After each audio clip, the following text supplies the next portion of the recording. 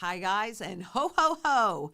Welcome to today's live event. I'm really excited because we have a lot of things to talk about. So I'm just going to dive right in, and I'm going to make up for my error last week. I'm so sorry that I didn't have this done for you, but I do now. And that's the comparison between glint and kinesis, because while they are similar in some ways, they are not in others. So we're going to be looking, and I'm going to have to look over here so I can see it because that's way too small for me to read. But you can see glint on one side, kinesis on the other. If you want this comparison chart, then just go ahead and call a strategy specialist and they will happily get it out to you so that you can see it more deeply. But they have a similar kind of, but different target audience. Glint is targeted toward consumers that are wanting a credit card that they can pay with. So you're actually using the gold that they are holding in deep storage and your MasterCard. So it's liquid. That's why I say it works in the very first part. Actually, either one of these would work in just the very first part of the strategy where you need different levels of liquidity. Whereas glint is more kinesis is more geared toward investors. Now, let's see, the core concept is on spendable gold with glint, but on blockchain-based monetary system backed by gold and silver. So that's a huge difference. Spendable gold to blockchain that is just backed by it, right? The good thing about both of them is, yes, you can indeed redeem them. In glint, you have bullion gold. That's what you have. So you can have different sizes, etc., but it's all bullion. In kinesis, you have bullion gold and silver, as well as fiat currency and digital assets. So as long as they have enough gold, then that's fine, because the assumption is the rest of it would also be liquid. But, glint is all bullion gold. And you can, let's see, what does that say? Oh, spending mechanism. So with glint, you have a debit card that is linked to your personal segregated gold balance.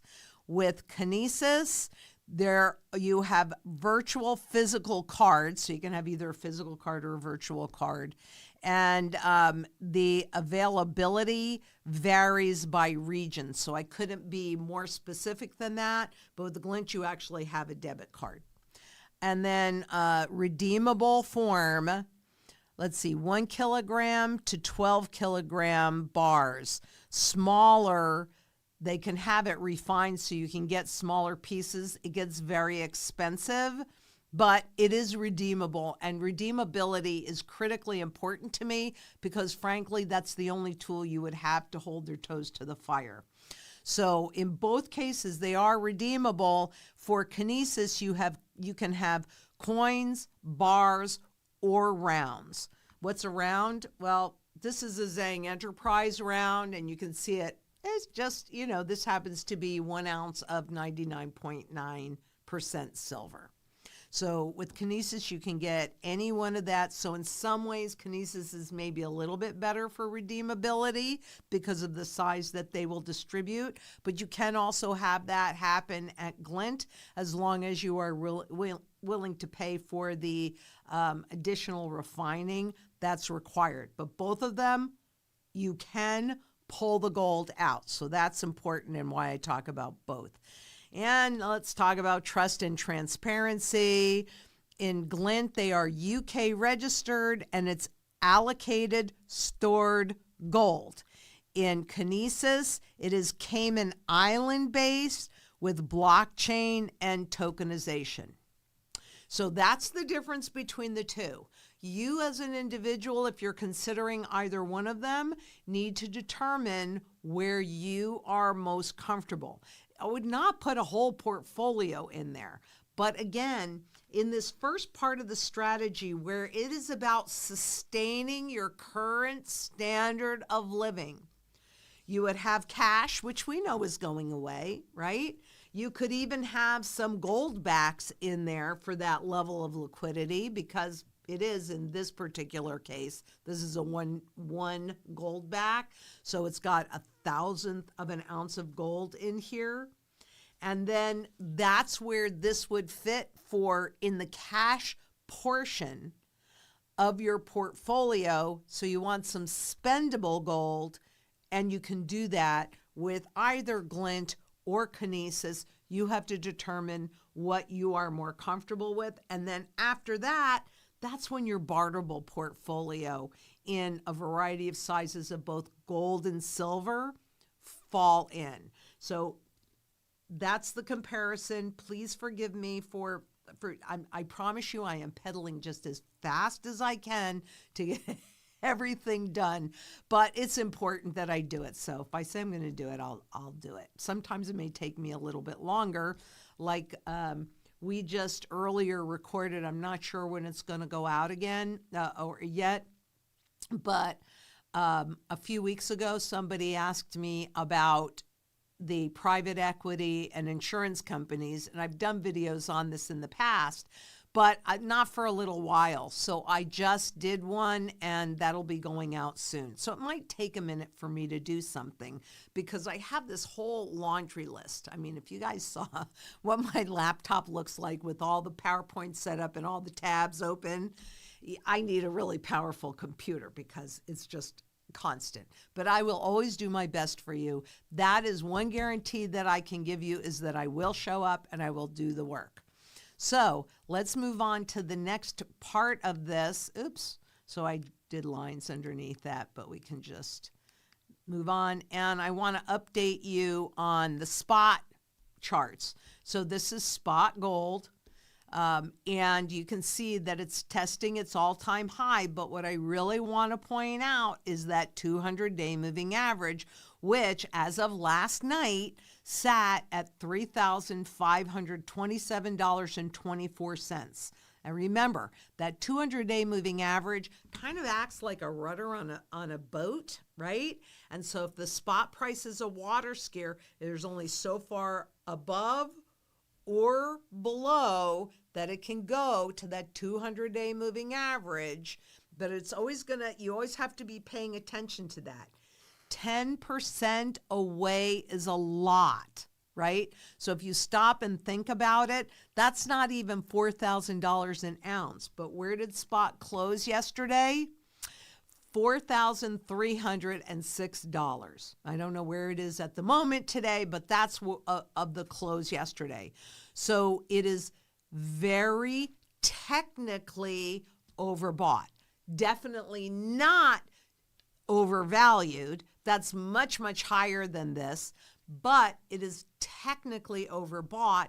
And as you can see from this, a lot of different things can happen, giving that 200-day moving average a chance to catch up. But you can see how the consolidation can happen even up at that high level, just letting it stay within a range until that 200-day moving average catches up. So it can do that.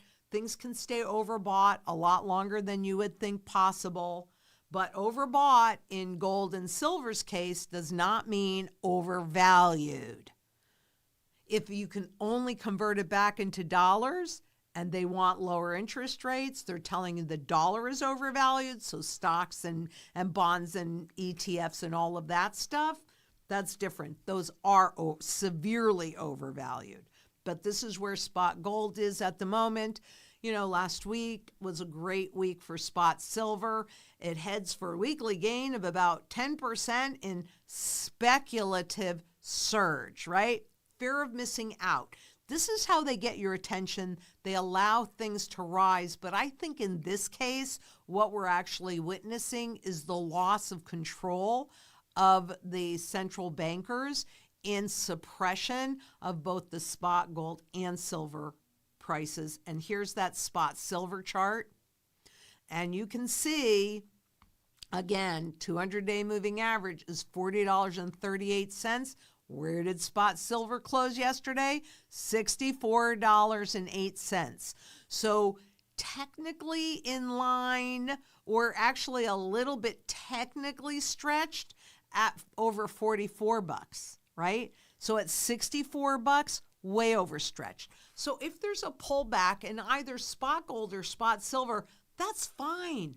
All it's doing is consolidating and giving that 200-day moving average an opportunity to catch up to it. Because what we 100% know, I know this 100 bazillion percent, is that both silver and gold, this kind of silver and gold, physical, real, it's not a contract, right? It's real stuff. This is its value in terms of this garbage is significantly higher than it is on the spot market. But the thing I love about technicals, and you know, we were in a meeting yesterday because we meet every Monday with the production team. And so they've been learning too about the technicals. And one of the things that you know, when something is in a positive trend, what do you see? You see a series of higher and higher lows. That's what you pay attention to. Because here's a guarantee. Can't give you a lot, but I can give you this one. If you keep getting higher and higher lows, you will get higher highs. Ta-da! It's not rocket science. It's just logic. The reverse is true as well. If you consistently get lower and lower highs, I guarantee you at some point you will get lower lows. Markets can stay overvalued a lot longer than you would think possible, but they cannot do it forever. So this is where we are in both the spot markets, and I think people want to know this. So as long as these markets are behaving as they are, or if you want them or whatever, then you let me know, and I'll keep letting you know this is where we're at with this so that you can understand what you're seeing. But now I want to jump into what I really wanted to talk to you about, which is the potential South American war. So we've got wars between Russia and Ukraine in Europe, right, in that area of the continent. And again, in the Middle East, we've got things heating up with China. Oh, we probably need to start a war with South America. War is one thing that justifies inflation and is something that happens 100% of the time as they're making a currency regime shift because it's distracting.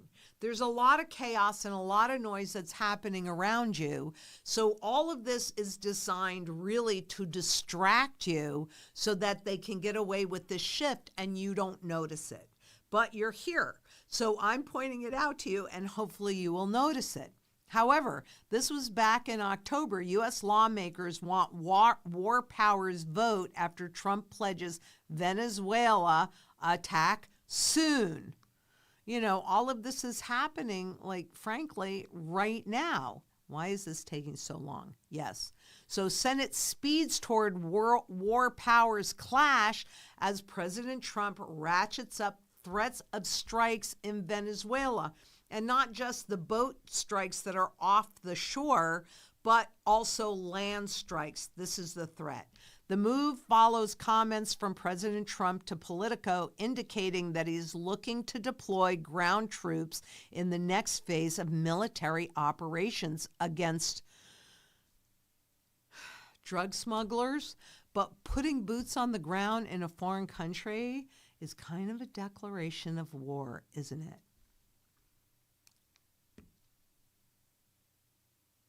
Will the U.S. go to war with Venezuela? Trump ramps up attacks with seizure of oil tankers. And actually, if you haven't watched this video, I thought this video was really, really interesting. You've got all the links to watch it. But the point is, honestly, that war is erupting all over the world and actually has been going on in cyberspace, according to those that understand cyberspace better than I do. We've already been fighting World War III. We don't need to do boots on the ground. The reason why we need to do boots on the ground is for visibility. But the real war is happening in cyberspace, and it's financial war. And we declared that when we decided to freeze the assets and push Russia out of SWIFT, and the whole world saw that. So be prepared, but you need to understand U.S. tightens sanctions on Venezuela and plans to seize more oil tankers. It's an act of war.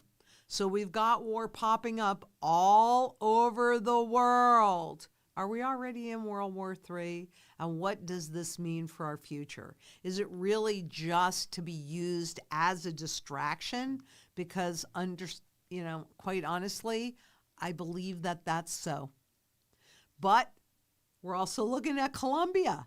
Trump warns Colombia its president could be next in U.S. anti-drug campaign. Are we using the military might to really kind of, I don't know. We're going to find out. But who's going to war?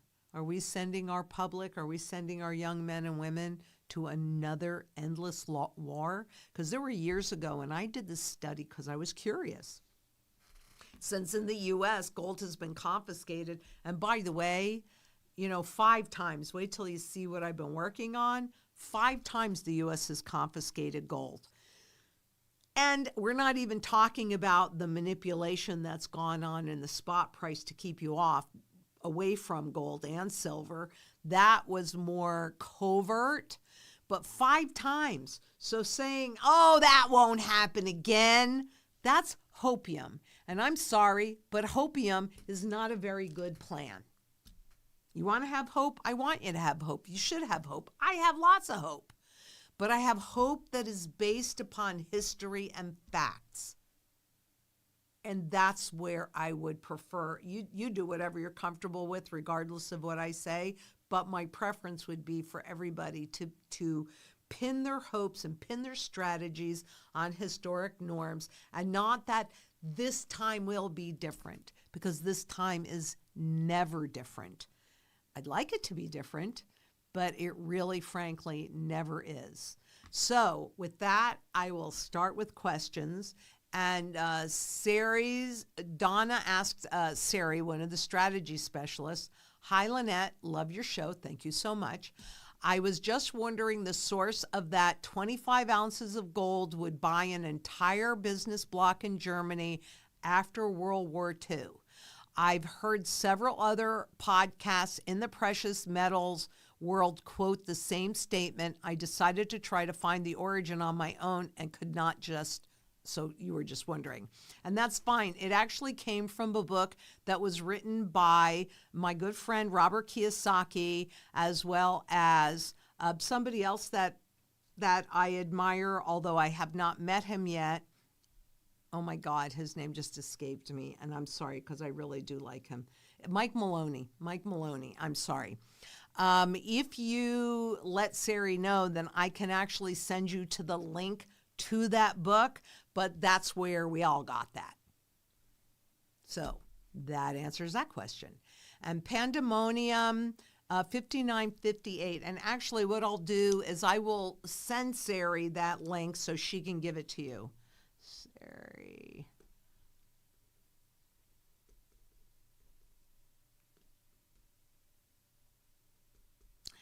And actually, I did a video, and maybe you can post it, and the link is in there. I did a video on what happens to gold and silver through hyperinflation on real estate. There was one I did it on real estate. Do you know which one I'm talking about? Yeah, we'll hunt that down, and the link is in there as well for anybody else. But I will send that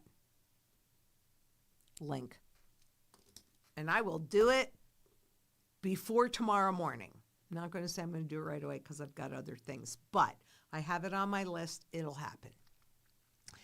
And Pandemonium 5958 asks, "Hi, Lynette. I remember you talking about how IA will push prices up.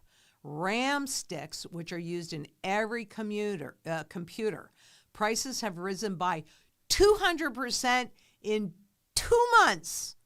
200% in 2 months? If I apply that to electricity, it's scary. It should be scary because these corporations have more money than a lot of states, and they're buying up, private equity especially, is buying up everything. And these technology companies are putting in these, the electric platforms. I'm telling you, you should, because it's not demand and supply that's driving prices. It is demand from the some that become, or the few that become important and take it away from the many, which is you and me and the public. And we're already seeing this unfold. And it's not just electricity, it's also water. So that's why it's critically important, and part of the mantra is energy as well as water. You can't live without water. You can't grow crops without water. So this is a big problem. And yeah, I agree with you. You have to be as independent and self-sufficient as possible. I tried to do that here in Central Phoenix. I did not have a great amount of luck. But my property that I have that's off-grid, no problem. So if I don't have electricity here, there will be, and look at a lot of the third world countries, they've gotten used to rolling blackouts and brownouts. I think we're all going to have to get used to that, unfortunately. So how independent can you make yourself regarding both electricity and water and food? I mean, food becomes the single biggest issue, and the food and the water you can't live without. You die without it. So you have to create surety in, I'll just do the whole mantra piece. You've got to have surety in these things. Food, water, energy, security, barterability, which for me is primarily silver, in any form, as well as wealth preservation, which for me is gold, community, because we don't have time to do all of this on our own. I've been working on this personally since 2008, and even though I'm more ready than most anybody else that I've met, except for that guy in Panama, good job. He's more prepared than I am. So impressive. But most people are not really all that prepared. It's time to get prepared, but that's why you have to come together in local community, and everybody brings their skill sets, everybody brings the assets that they have, and everybody works together to be as independent and self-sufficient as possible. And of course, shelter. These are the things that we need to sustain a reasonable standard of living. I will also say community on a global basis, the global sound money movement, to get redeemable gold back in the system and take our power back. Because all they want to do is take more and more and more. And I say, let's take it back. So let's all execute the mantra, putting us in the best possible position, especially getting redeemable gold back in the system again. So you don't like what they're doing, because quite honestly, these deep pockets have bought the politicians. You've got some control over them too. You got to. Ghost Collector 2030, question. Can you break down Trump Executive Order 1433, please and thank you? That would be, I would have to look at it, and I will do my best to break it down for you. But it's something that I want to look at and think about. It's not something that I want to just throw out there.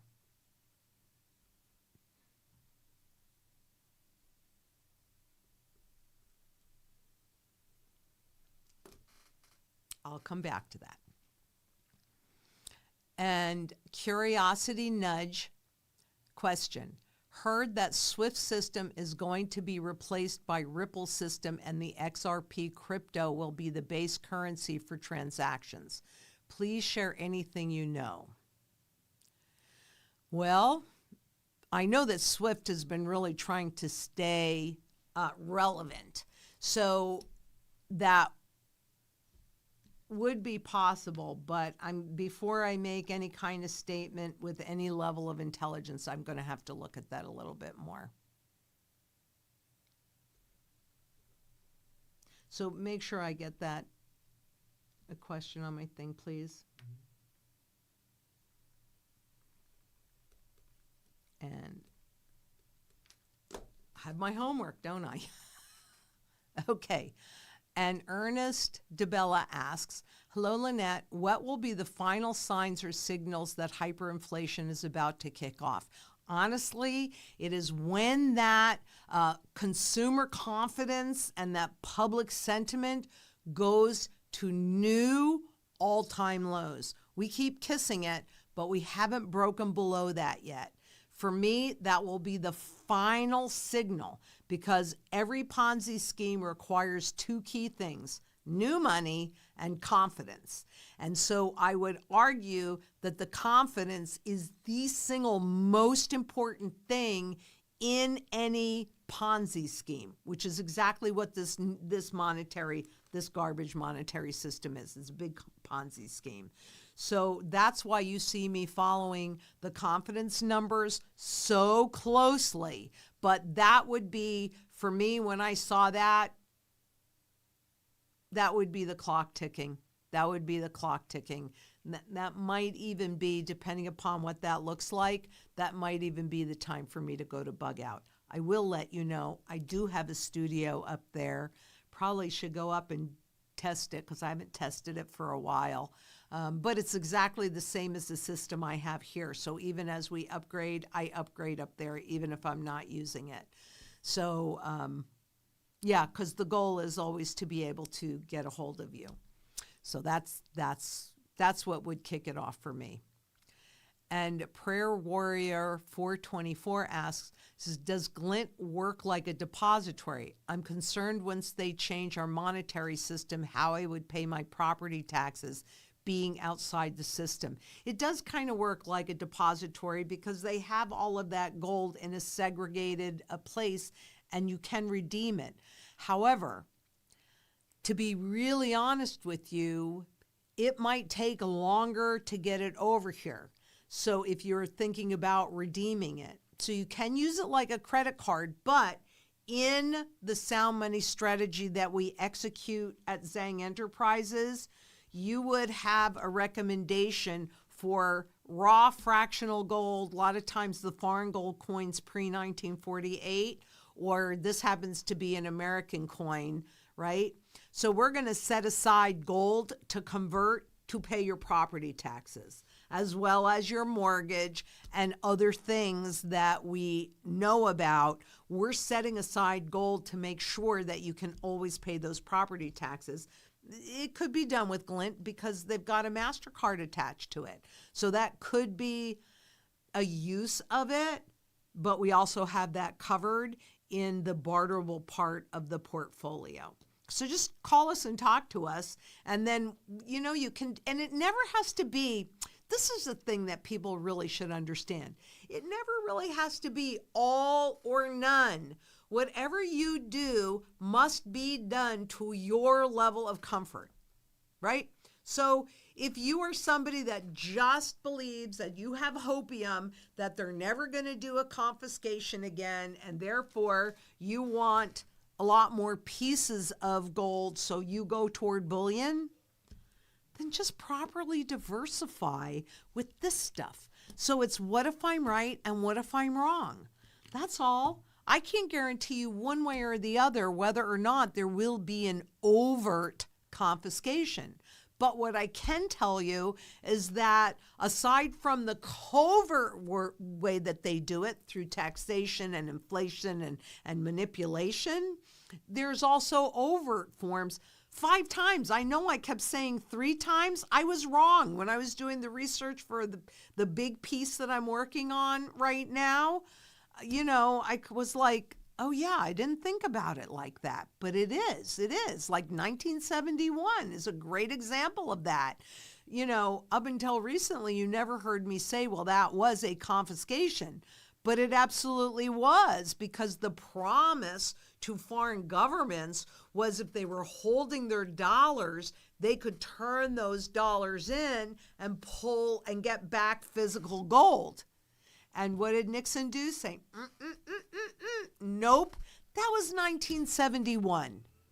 I'm sorry, I was alive during 1971. To me, that is very clear historic precedence.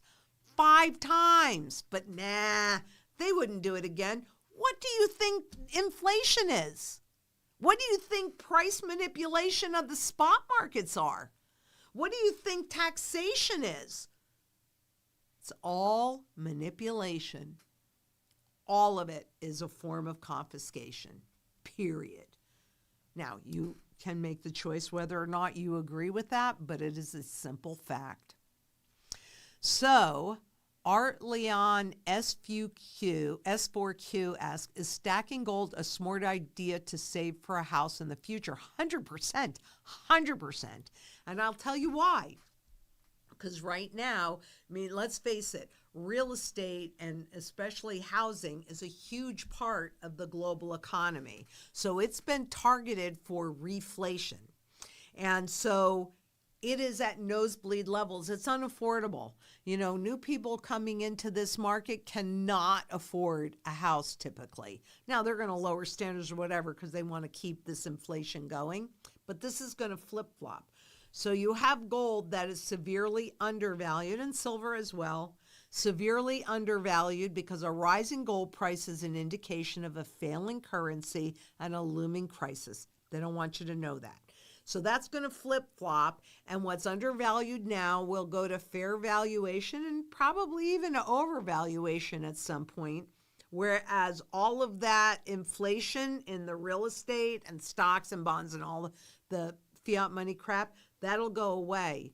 Now, if you have gold, you've held your purchasing power and you have the ability to convert into that house so that you're basically buying it with dollars that have zero value. And going back to that first question, honestly, that was not the most severe case of hyperinflation and how much real estate you could buy with a little bit of gold. That was just the most well-known example.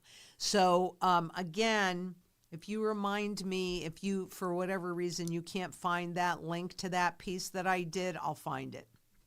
I want to say I did it maybe last May or something like that, but I'll look for that. Watch that piece and you're going to see. Yeah, Germany is in there and so's the link to the book. So all of that's great and fine and well and good, but that's not the most extreme case in history, right? Because especially all that real estate that's done on debt and all of those property taxes, real estate runs 2 threats, the mortgage threat and the property tax threat. We cover that in the sound money strategy. It's built in layers. So yeah, stacking gold is very smart, or making sure that you have gold to pay off that mortgage when they do that overnight revaluation. And you're repaying that debt with dollars that have zero value. Thank you very much. That's exactly the government strategy, and we do the same thing. Low blood pressure asks, Lynette, during hyperinflation, nothing consolidates, does it? Well, during hyperinflation, really, I mean, nothing goes straight up, nothing goes straight down, but the stock market, the fiat money markets, what happens is we've been so trained to think that there's no place else to put your fiat money than in these markets, because Wall Street does much better when you do, and private equity. I mean, they get to use your money for their benefit. So as people start to recognize that hyperinflation and high inflation is kicking into gear, then they have a tendency to run to stocks. That's actually a video that I've been wanting to do. I don't have it on my radar yet because there are things that are been more important, but I should do a video on stock markets leading up to that hyperinflation. Is that what you're wanting me to do? Stock markets and hyperinflation. Because that's kind of the question I feel like you're asking me. So I'll put that in my rotation. I'm not going to make that a tippy top priority, but it is something that's important for you to see how that really works, and that kind of addresses it. But it's not that nothing consolidates. Low blood pressure, let me do that. I'll try and have that for you after the first in the year. And deep in the forest sounds, so it's not too late to buy? No.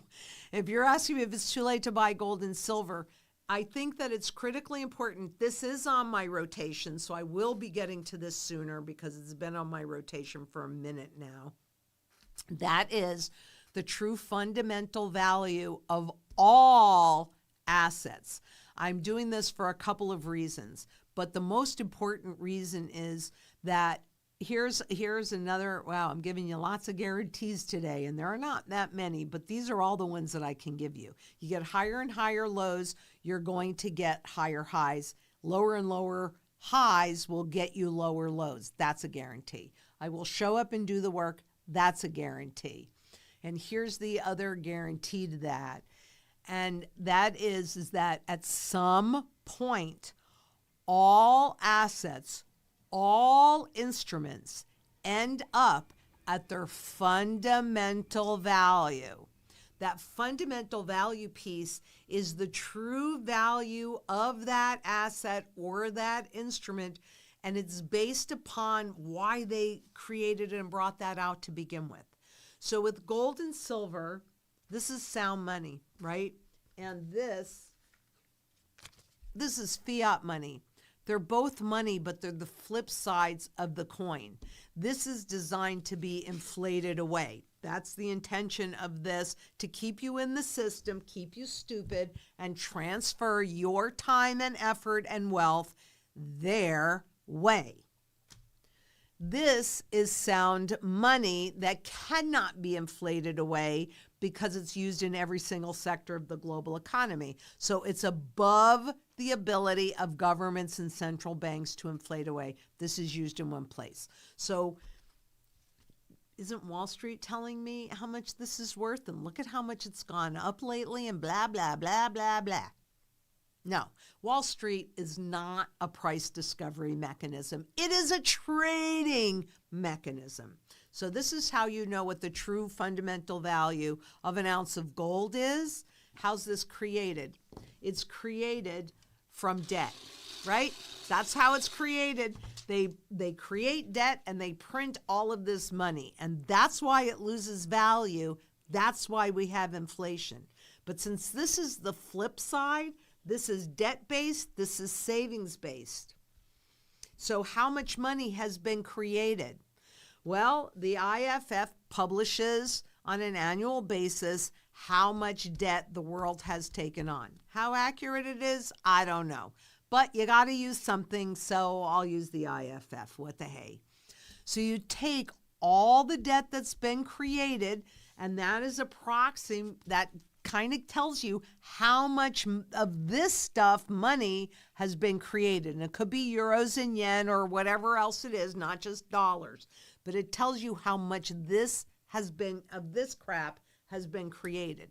Then, since there's a finite amount of this, you divide all the debt in the world by all the gold in the world. And then that gives you a number. And that number at the moment is somewhere around $40,000 an ounce.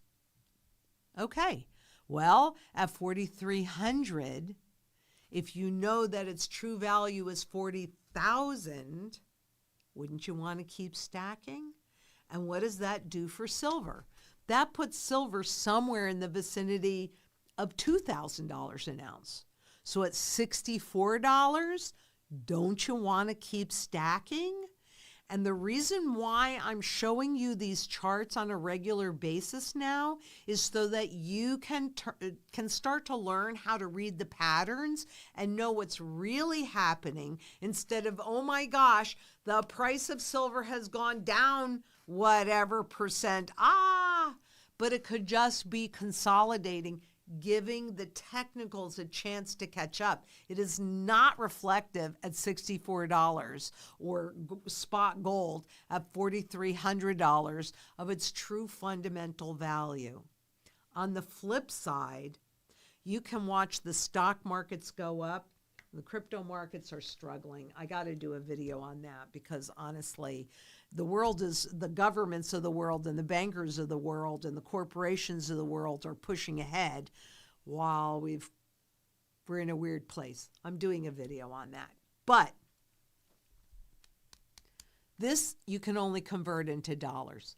Stocks and bonds and stuff like that, you can only convert into dollars. So they can push that up, and every time they devalue the currency, it pushes the stock market up. Whoop-de-doo, the Federal Reserve is going to make money cheaper. So therefore, it'll go up. The stock markets will go up. The real trend is in the purchasing power, because here is my $10 trillion Zimbabwe note that I can't buy anything with. It just has a whole bunch of zeros. But 10 trillion times zero is still zero. So yeah, it is definitely not too late to accumulate. And if you don't have a sound money strategy in place, which by the way, yes, you want to make sure that you're in the right tool for the job, but it also includes a real exit strategy. Most gold firms, it's just about getting you in. They have no idea when or how, or they don't want to get you out. But at Zang Enterprises, that's not who we are. The strategy includes an entrance, the right tool for the job, as well as an exit. Now, you always want to have a foundation in sound money, so you always want to have a foundation of physical gold and silver. But depending upon what the trend is and where we are in the trend cycle would determine the type of gold you have and silver as well, and the level that you're holding.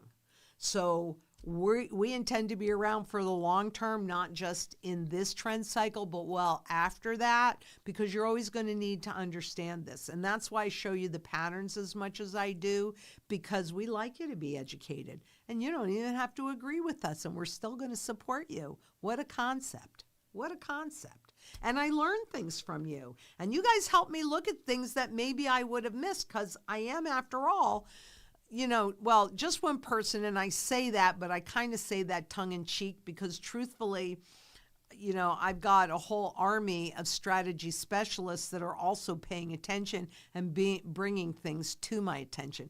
But the more people out there that do this, and I go, well, okay, I better look at that. I better look at that. That's good for everybody. So we're a community here. We're helping everybody through this and beyond.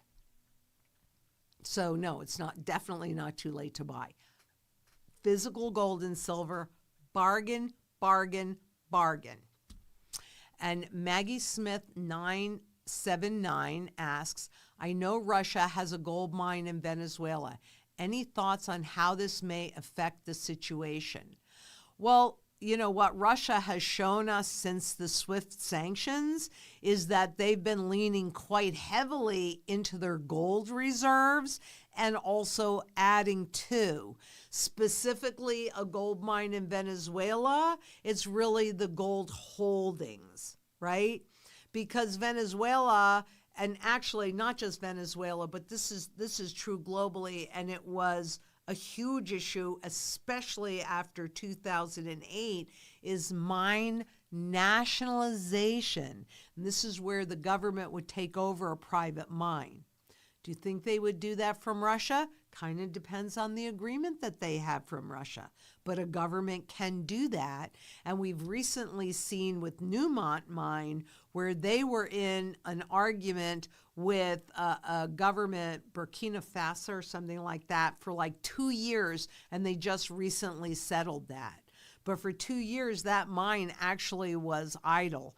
So understand, gold mining stocks are not the same as owning gold. And it really does depend on where we are in the trend cycle as to what you want to own, right? It really does depend. It's not that I don't like gold mining stocks. It's just that that is not the same as physical gold in your possession. It's still a stock, and we still have to see where this whole thing is going to shake out. So physical gold and silver in your possession is the single safest thing that you can do. It is sound money, it is invisible, and you hold it. Therefore, it runs zero counterparty risk.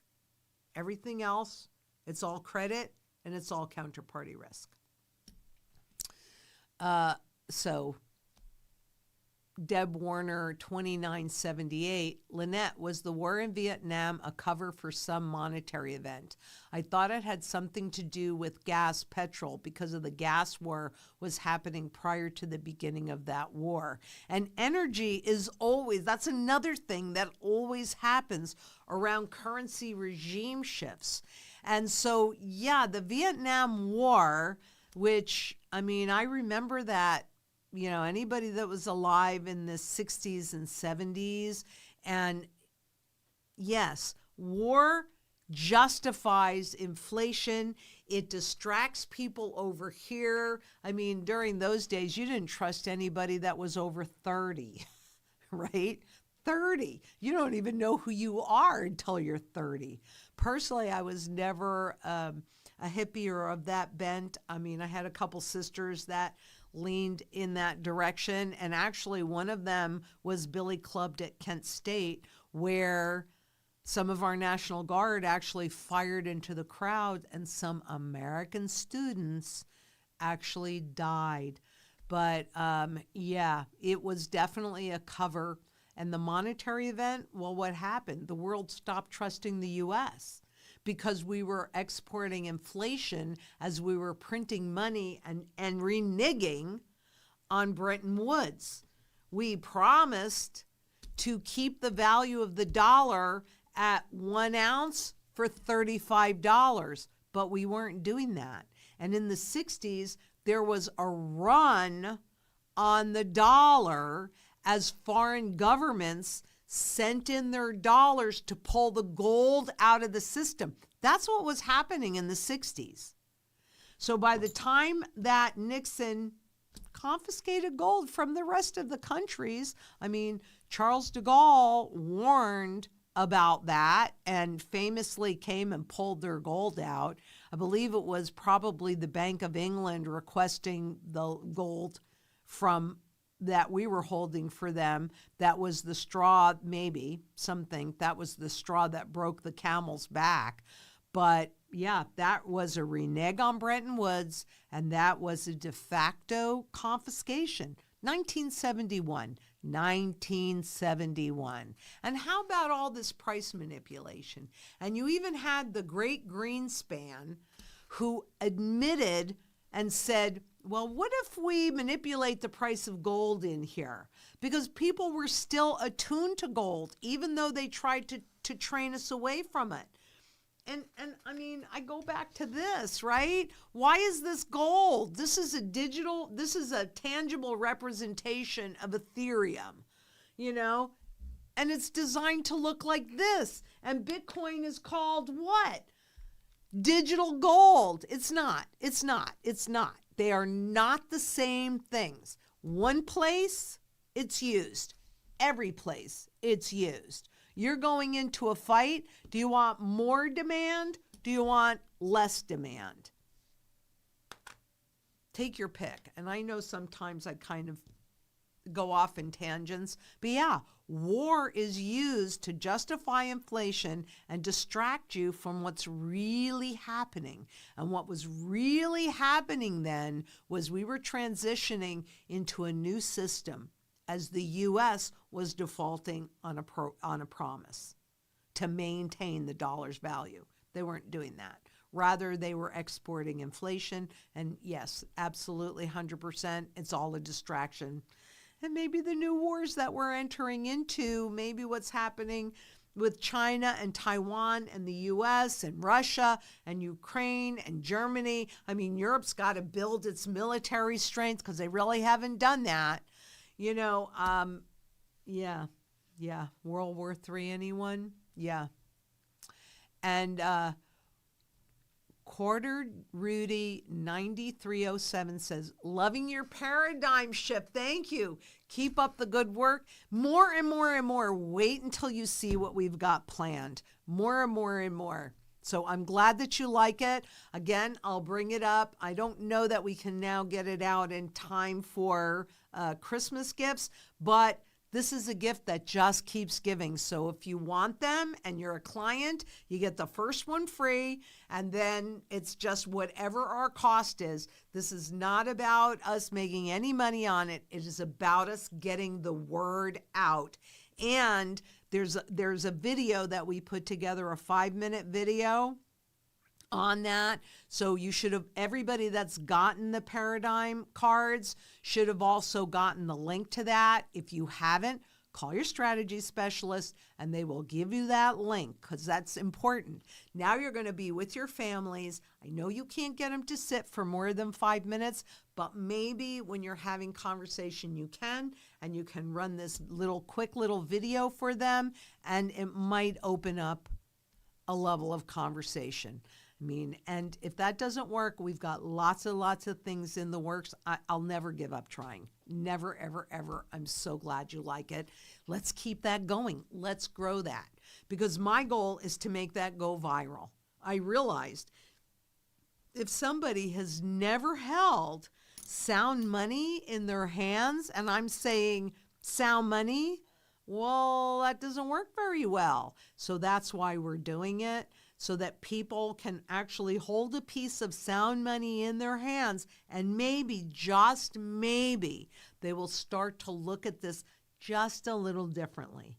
Because I personally have found when I look at things from different angles, even if it's just a teeny weeny bit different, opens up a whole new world. Thank you very much, and thank you so much for everybody that's been supporting this campaign and continues to support this campaign. It's important. We have got to get sound money, redeemable gold. We have got to get sound money back in the monetary system again. There's no choice. Honestly, I see absolutely no choice.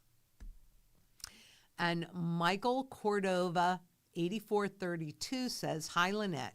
If I need to convert some silver back into the fiat system, but nobody is buying, say 2030, what will be my best option to convert? First of all, there are always buyers of both gold and silver because it is used in all of this technology that they're promoting, in all of the computers, the AI, etc.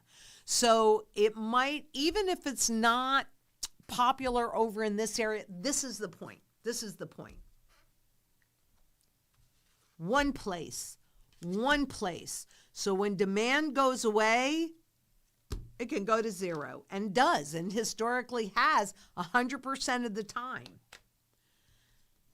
Gold and silver, every single place. Monetary system, food, art, jewelry, electronics, airspace, solar panels, medicine, on and on and on and on and on. So what happens is if for some reason demand goes down in this place, it's going to go up in another place. So there's always buyers. That is why it is above all central banks and governments. That's why they can't inflate it away. So there are smelters, there are dealers, we have big, deep networks, there are jewelers, there are pawn shops, there are, don't go to the cash for gold places, they're just a ripoff. You know, but there are so many buyers in every single area. For 6,000 years, buying of silver and gold has never, ever, ever, ever, ever gone to zero. This stuff, every single time. This stuff, never.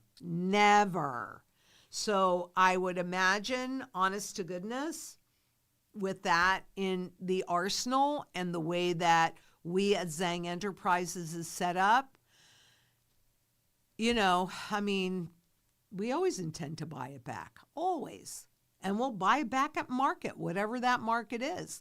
That's the beauty of how we're set up and what we're also working towards, which I can't really talk about that until it happens, but I can tell you we're working very, very hard on that. So, because you could actually even go and sell it directly to the industries that are buyers of that have to have that silver in their manufacturing. Because much as they've tried to recreate the qualities in both gold and silver in the laboratory, they've done it with diamonds, no problem, but they've never been able to do it with gold and silver. So that's something that's never happened, and I don't think it'll ever happen, period. I don't think it'll ever happen. And of course, it's now on the strategic minerals list. Of course it is. And Lincoln 058 asks, will the hyperinflation of fiat currency be a noticeable event, or will it someday soon, under 5 years, hit like a tsunami? Kind of both, right? When it hits as a tsunami, even when inflation picks up and it's more rapid and therefore it's more noticeable, that's when the confidence erodes, when we break below the lowest confidence level, and it keeps kissing it. It hasn't broken below it yet, but it absolutely keeps kissing it. One of these days, I would think under 5 years, absolutely. I could be wrong. Timing is the biggest challenge of any technician.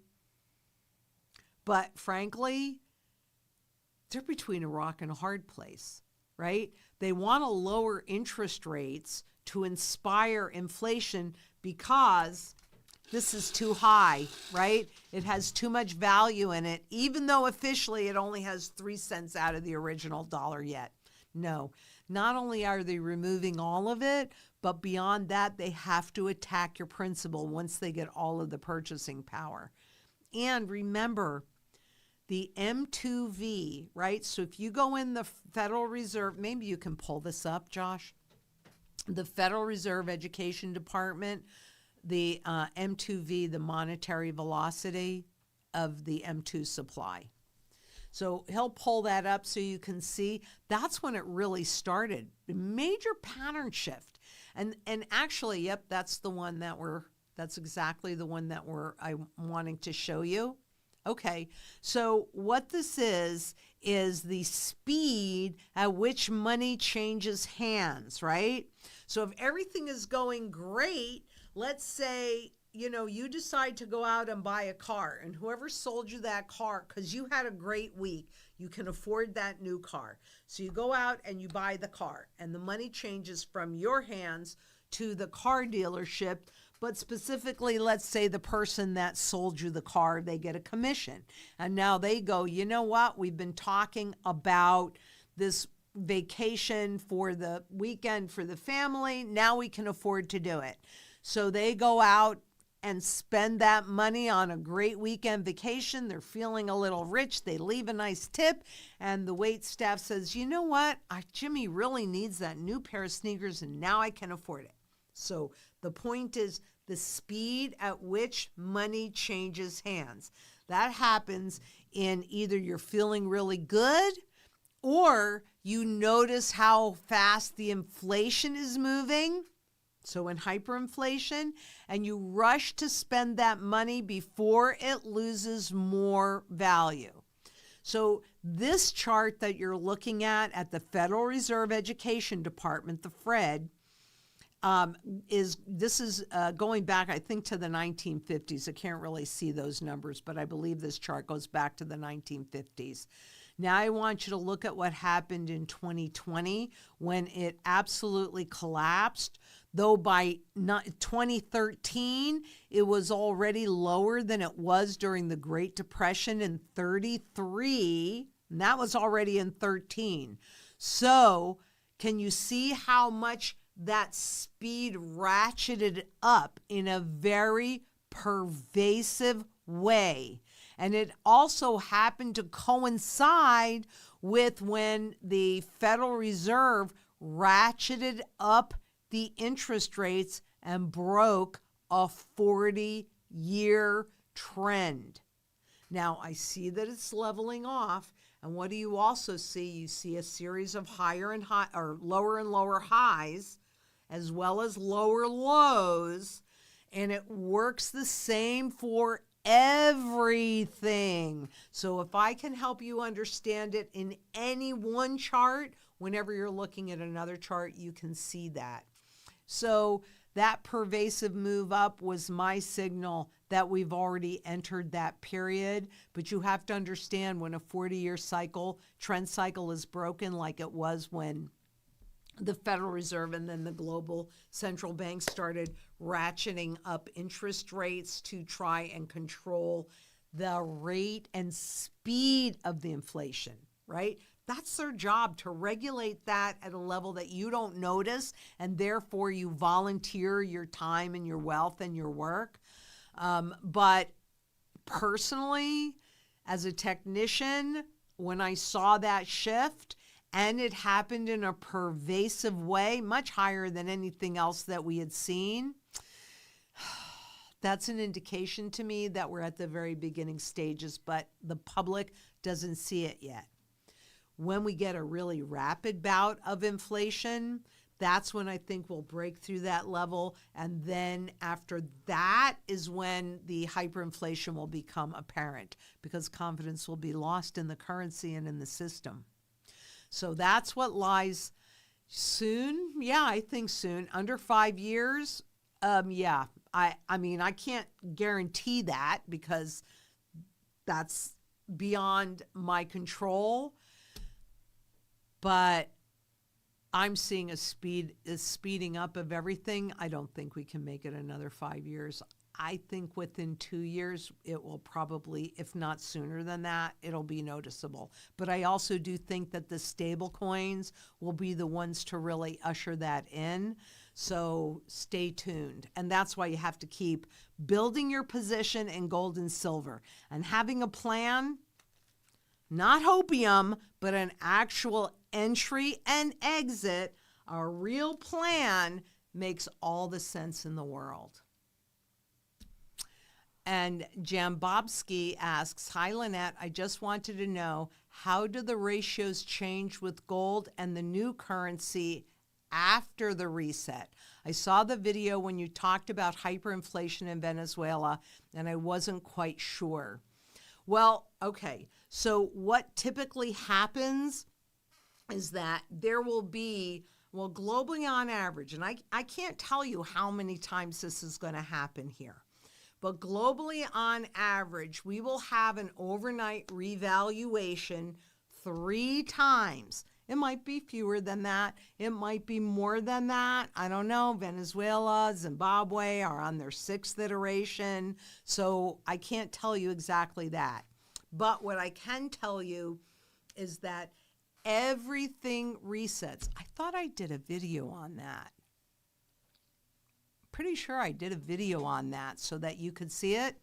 But typically, the spot gold market will hold up before it resets roughly on average 9 months. Again, that's not something I can guarantee because that's not something that's within my ability to control.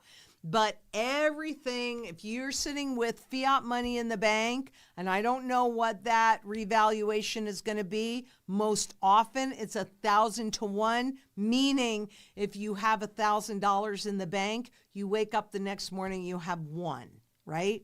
But spot gold and silver will stay up for roughly about 9 months because, yes, silver does follow gold. Gold is the primary currency metal. Silver is the secondary currency metal. So we have that window of opportunity to pay off, say, mortgage debt, any fixed rate debt. That's going to have to be scheduled properly, because just as we wouldn't want to impact the prices negatively on the way in, we also don't want to impact the prices negatively on the way out. That's going to take a lot of finesse and planning, where we already have a lot of that in place, and we'll work on that even more into the future so that it goes as seamlessly. And this is also why it's important to stay in communication with us. If you're a client, we want to make sure that you're set up properly. So then after that, it'll reset down. But what then also happens is the spot market will start to climb a lot faster than anything else. Again, it'll go into a reset. So it happens about 3 times on average. I don't know how many times it's going to happen, and I can't tell you what that reset level is going to be. So I can sit here and tell you that today the true value of an ounce of gold is 40 grand. By the time they do that reset, it could be 5 trillion. But what value would there be in this stuff? Well, here's your 10 trillion, right? No value whatsoever. However, this can be used to pay off a mortgage. Woohoo! So what might take 10 ounces today might take a quarter of an ounce tomorrow, right? So I know it's a little complicated. I'm pretty sure that I already did that. If I didn't, that's the executive order. Stock markets and hyperinflation, gold after reset. I'm going to look, because I'm like 98.3% sure that I did that video so that you could see it. If I didn't, though, so we'll get the link, and we can give you the link next week too. Let me pull that out.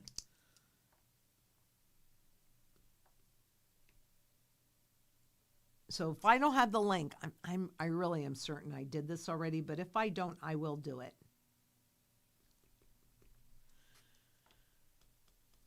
It's going to be a busy weekend. Okay. Okay. Jeremiah Healy, 3518, asks, 3 5-packs of Paradigm cards getting here on Friday. Perfect timing for Christmas. So happy, so happy. Thank you so much.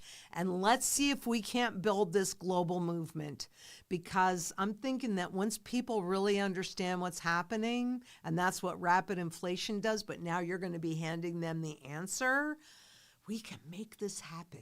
We can get gold back in the monetary system. You know, I can't sit here and say to you that in some ways that doesn't sound a little crazy to me, because who am I? I'm just one little person. But I think we can do it. I mean, we can do this. I know we can do this. We just have to do it together. I can't do it alone, but together, and that's what the Paradigm cards are about. So remember, give us feedback, because we'll keep working on this and make it better and better and better and better and better. That's the goal. Thank you so much. And Dr. Doom 196 asks, do I think platinum is a good buy right now? It's had the most gains of the precious metals the past week. I like platinum. I own platinum in jewelry form. I have in the past owned platinum in coin form. It is a more rare metal, but it is an industrial metal. It is not a monetary metal.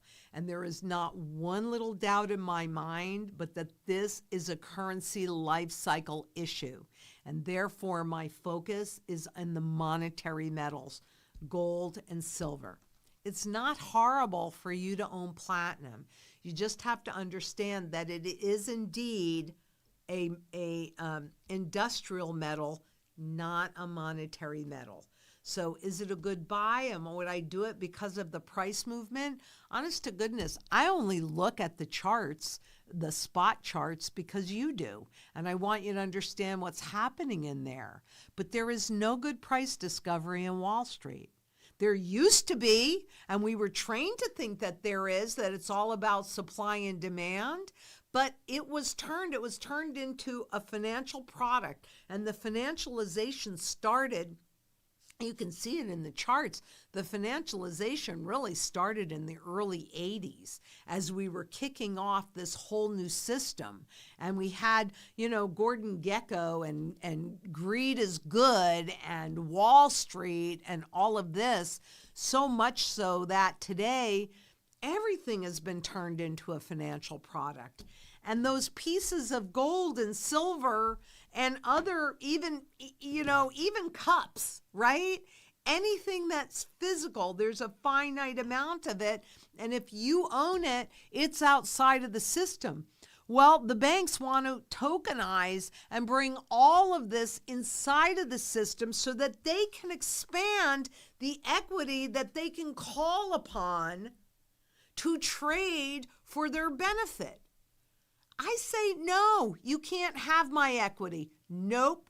Because think about what happened in 2008. And it was disgusting, absolutely horrific. And there are people that are still suffering the consequences of the great financial crisis, which really, that's when the system died. There's not one doubt. But who went to jail for that? Nobody. In fact, Josh and I were having this conversation about a piece that I recorded earlier on private equity and insurance companies. And, he's like, well, that should be illegal. Well, who's writing the laws? It's all of those lobbyists that spend all of this money with the politicians. Do you really think that your little vote is going to make any difference at all? That's not where their bread is buttered. Redeemable gold in the system. So you see it and you go, oh, no. You pull that gold out. It forces fiscal responsibility. Now you got their attention. That's why it's so important. Because if you can't, you tell me, what tools do you have to hold these people that are supposed to represent us?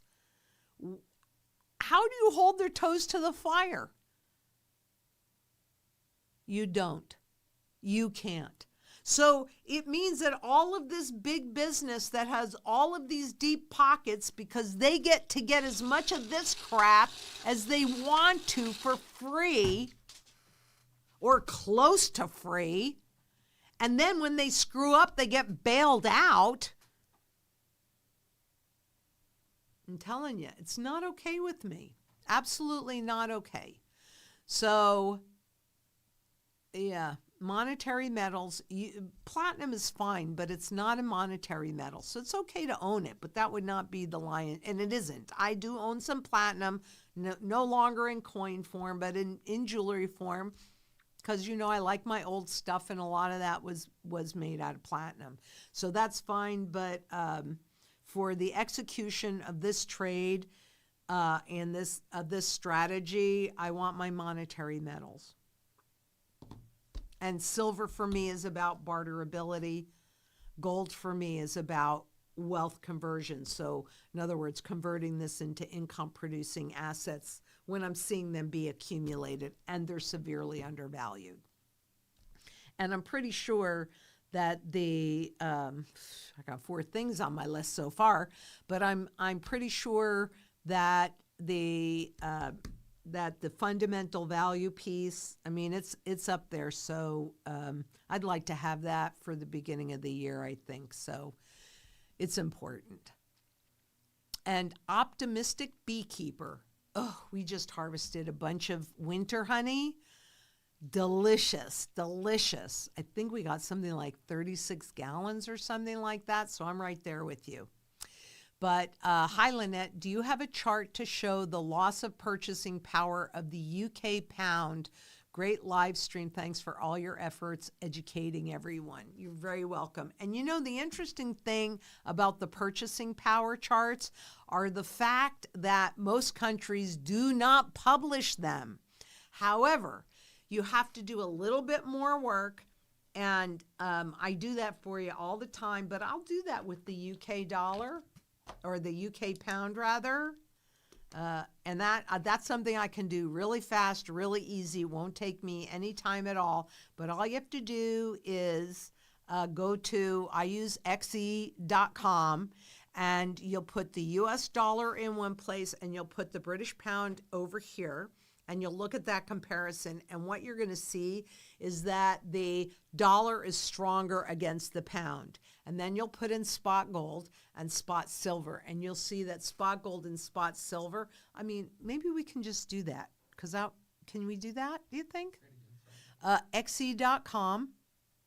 If we go to a currency converter, and on the first, on the left-hand side, put the US dollar, and on the right-hand side, put the British pound.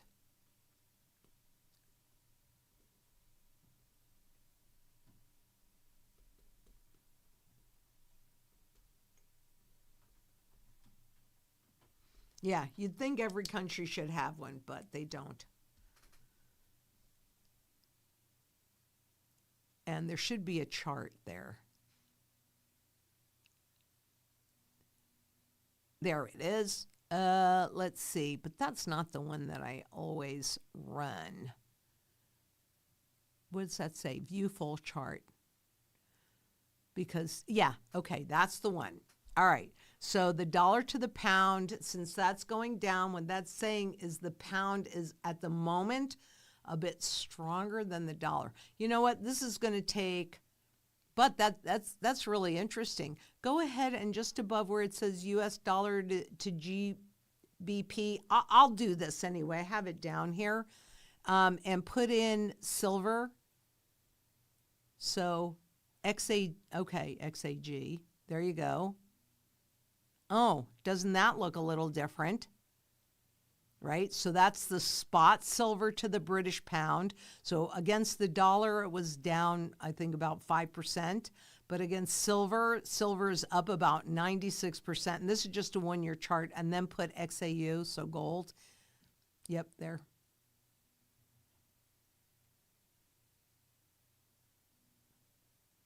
See, on a one-year basis, silver has been outperforming.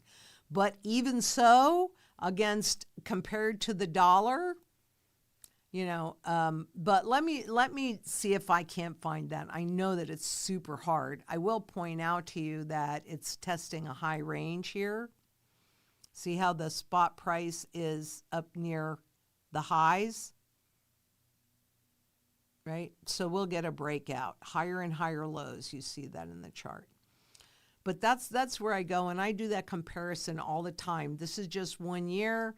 You can go out to 10 years on this. Looks a little different, doesn't it? And that is showing you how the British pound is losing purchasing power. You want to do XAG, silver in there, spot silver. It's just below. There you go. There you go. 10 years, it's at 1 year now. Do 10 year. It's thinking. Ta-dum. And you could put in the dollar just for giggles. No. British pound there, but dollar on the left-hand side. Yeah. And go 10 years. It's basically stagnant, isn't it?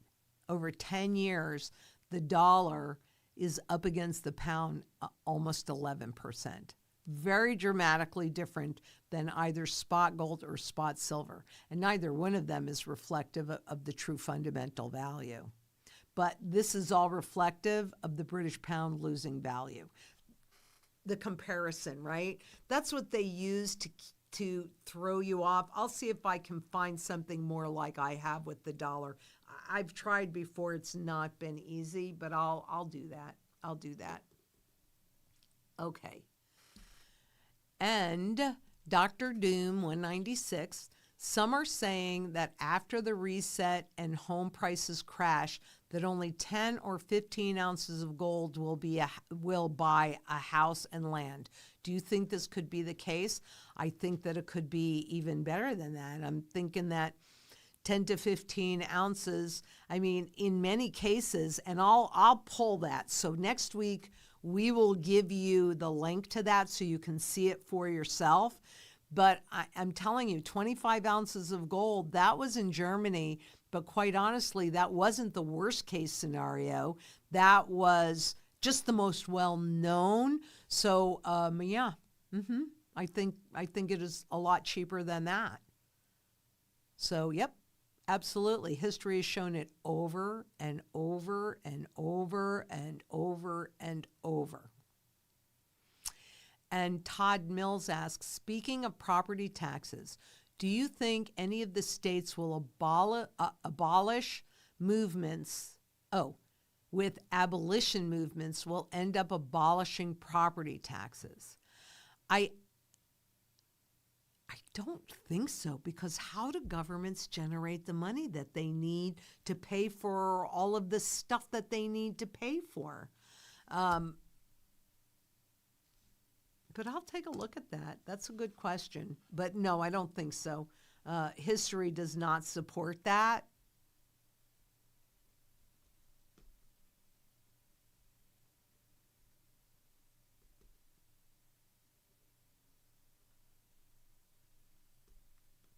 Could you make sure I get that? Thank you. That's a good question. I'll look at that. But history would tell us no, because that's how they generate their money to continue. I think you'll have a whole lot fewer services, police, teachers, nurses, hospitals. You know, these are the things that happen, and taxes go up. They don't typically go down. They go up to nosebleed levels. So, and that's why you have to have gold to make sure that you can always pay those property taxes. And we can calculate that out just based on the fundamental value. It's nothing we do is really rocket science. It's just the historic norm, you know. And trademark 1987, hi Lynette, what is your max years in this TikTok fiat system will exist? Well, I think and thanks for the videos. It is my pleasure. Thank you for being here. The fiat markets will exist as long as the people vote in that direction. We enabled and allowed the government to take our power away. If we don't take it back, they're not going to volunteer the regime shift. They're going to want to maintain it, because that's how they maintain control and power and wealth and all of that. That's why coming together in global community and demanding redeemable gold back in the system, that's why it's so important. Otherwise, we're never going to get rid of it. And I got news for you.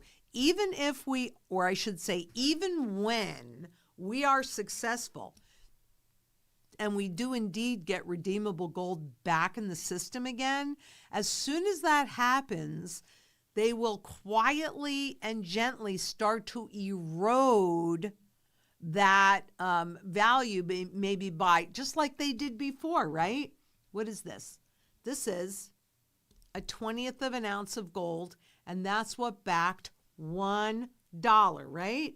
This, back then, was equal to this 1 ounce of silver, or, where's my silver certificate? I can never find them when I'm going through this stuff like this. Well, I don't know where it is. But anyway, a $1 silver certificate. All of these were interchangeable at the same stated value, right? So they didn't just take the gold automatically away from backing the currency, and you could still convert your dollars into gold and pull it out of the system. What they did was they said, okay, now instead of this 20th of an ounce backing $1, it now backs $2.40. Now they have flexible money. Yeah, they started eroding the support of the currency. Then what did they do after that? 33, it went from $20.67 an ounce to 35. So that's how they do it. Less gold to back more dollars. And then inside of that, and before we even got to 71, they changed that to $38 as they kept printing more money and eroding the dollar's value. And then in 1971, they did two revaluations of, the first one was 10%, the second one was more than 10%. And they did it, I'm pretty sure they did it within the same year, but they kind of snuck it in so that you didn't notice it. If they had done 20% at once, you probably that would have been a lot more noticeable than roughly 10% each time, even though the second time it was more. So, and then ultimately it wasn't really backing it, and they let it go. So even in this battle, it's going to be an ongoing battle to make sure that that's maintained and not the value of the gold in the currency system and redeemable needs to be maintained. So we're always going to have to be vigilant, or they're going to change the rules again. They keep changing the rules on us, don't they? Well, we have to be vigilant and say, no, you can't do that anymore. So we're working on it. Max years this TikTok fiat system will exist. Well, when one system dies, another one is born. You see the system that they're driving us into, which is the surveillance system. That's why we got to come together and get this back in as quickly as possible. This is the only thing that can protect us. But I can't really see.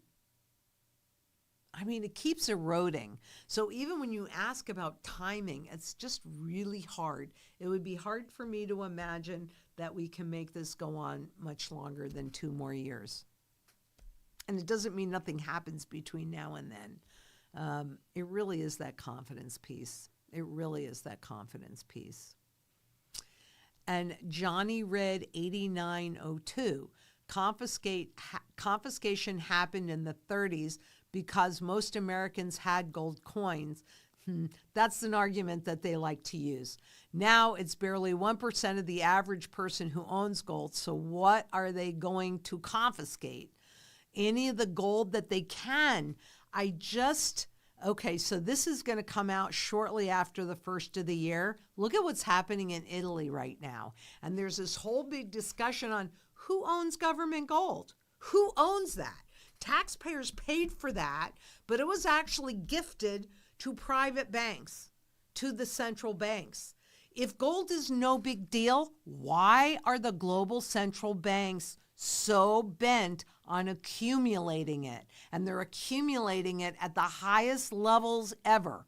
What gold will they confiscate? Well, guess what? This is all private gold.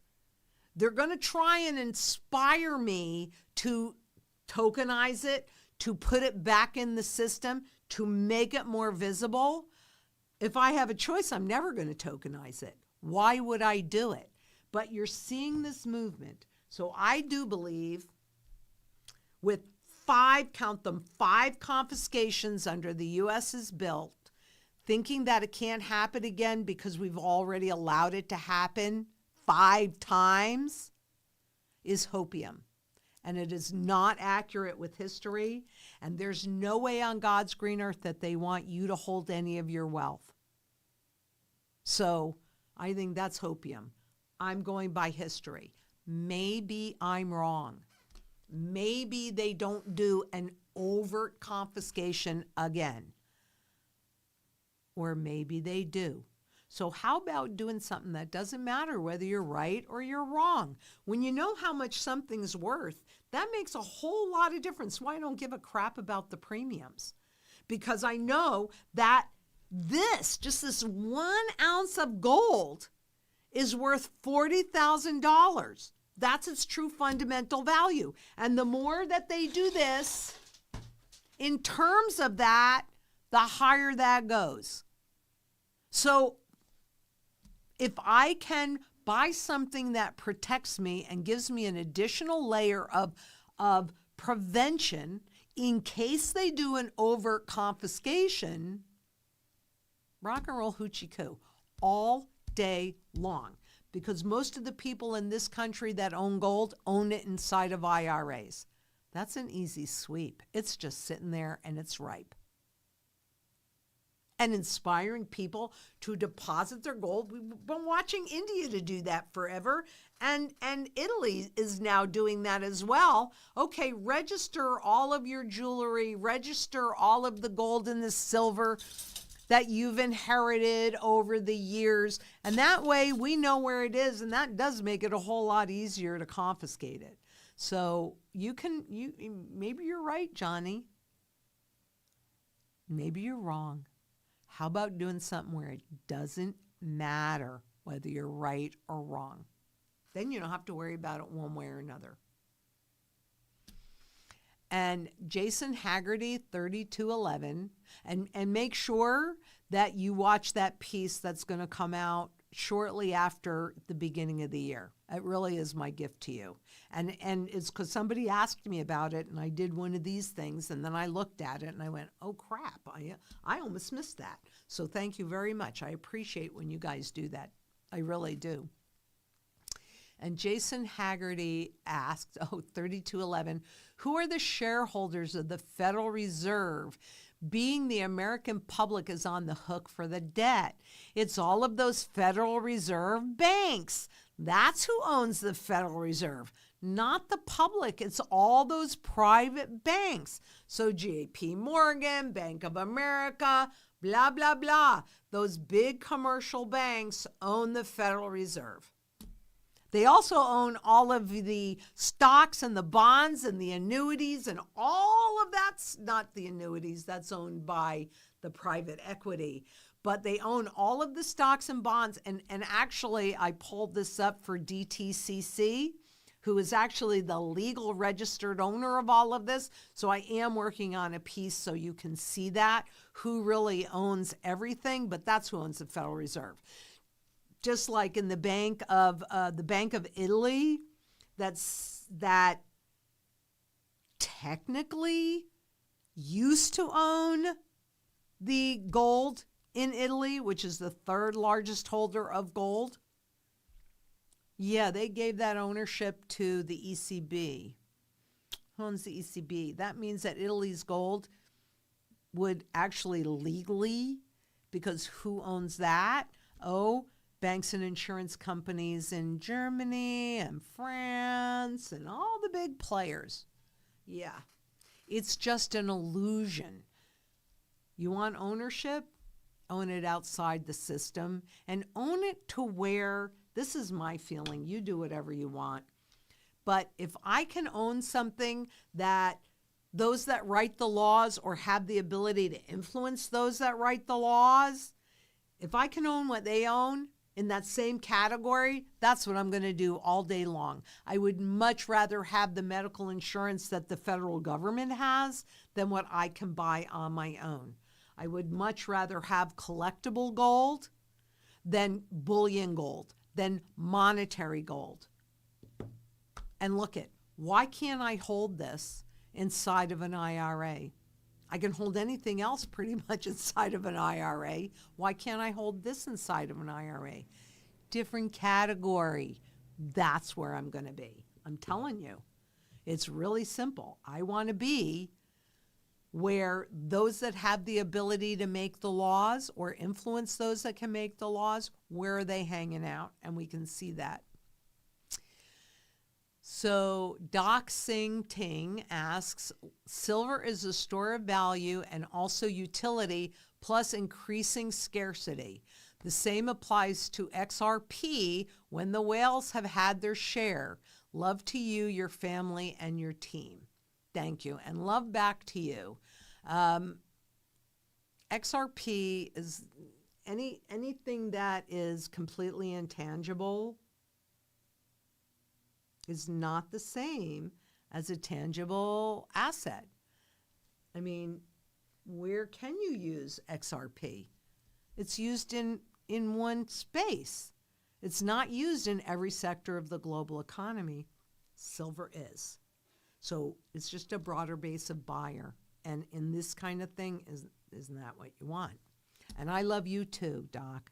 Absolutely. I appreciate you being here. And I appreciate all of these comments because I feel like everybody needs to hear everything. And then trust your gut. How does your gut feel about what you're hearing? Does it make sense? Or is it too confusing and doesn't make sense to you? Trust what you're feeling. Trust it. And as well, AZVIVS 4192. Is it wise to invest in goldbacks at this time? You know, the thing about the goldbacks, I do like them. I don't even know where it went now, but I do like them for a small cash part of the portfolio. So yes, because it's still severely undervalued. But that is not where I would put the lion's share of my wealth. For that, I really just want the coins, right? And a variety of sizes and a variety of qualities. It depends on what I'm trying to accomplish. But yes, it's fine to do goldbacks for a portion of your cash portion of your portfolio. And Renix Q5P asks, do I have any teachings on growing a community? Such a good question. And honestly, I rely on Morgan and I think Joshua, because we are going to be kicking off Prosper and Plenty shortly, that we could put that on for, because Morgan can absolutely speak to that. She does that all the time. So we're going to be dealing with every single mantra piece. Did we put that one out that we showed them last week or the week before yet? Have we did. Put that video Yep. out? Mm-hmm. Okay. How did it do? I don't know. We'd have to ask Mimi. She monitors the performance of the videos. Okay, we'll take a look at that. But the answer is yes, we are going to do teachings on growing a community, and we will start that shortly after the first of the year. So we will give her that task.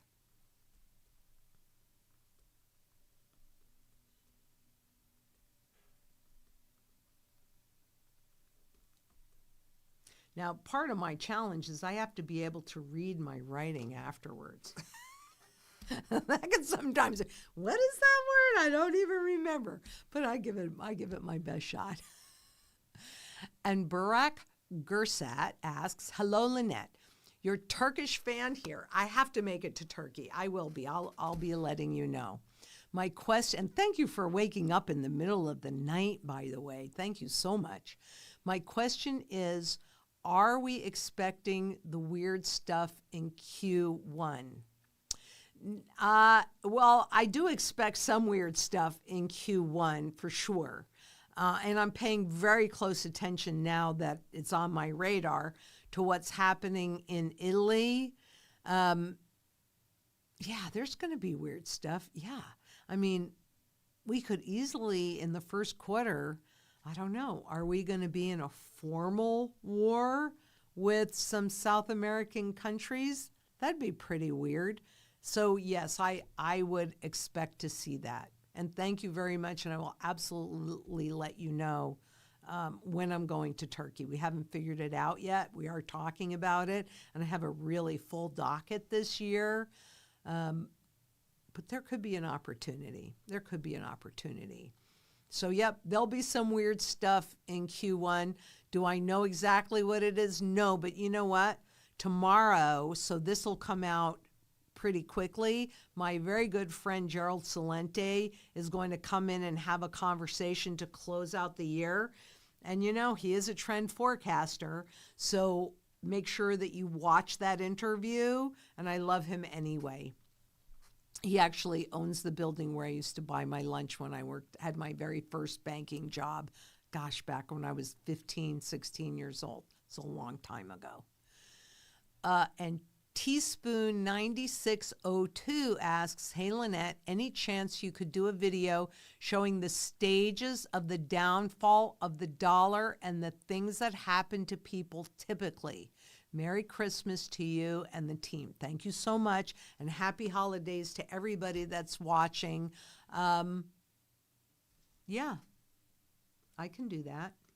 Now, I'm not saying I'm getting it out this weekend because my list is actually really long, but I think that would be a very good video. So would you make sure I get that for sure?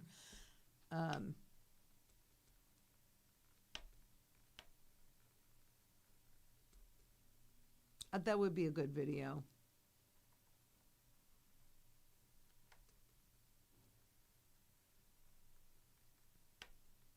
Okay, I will do one.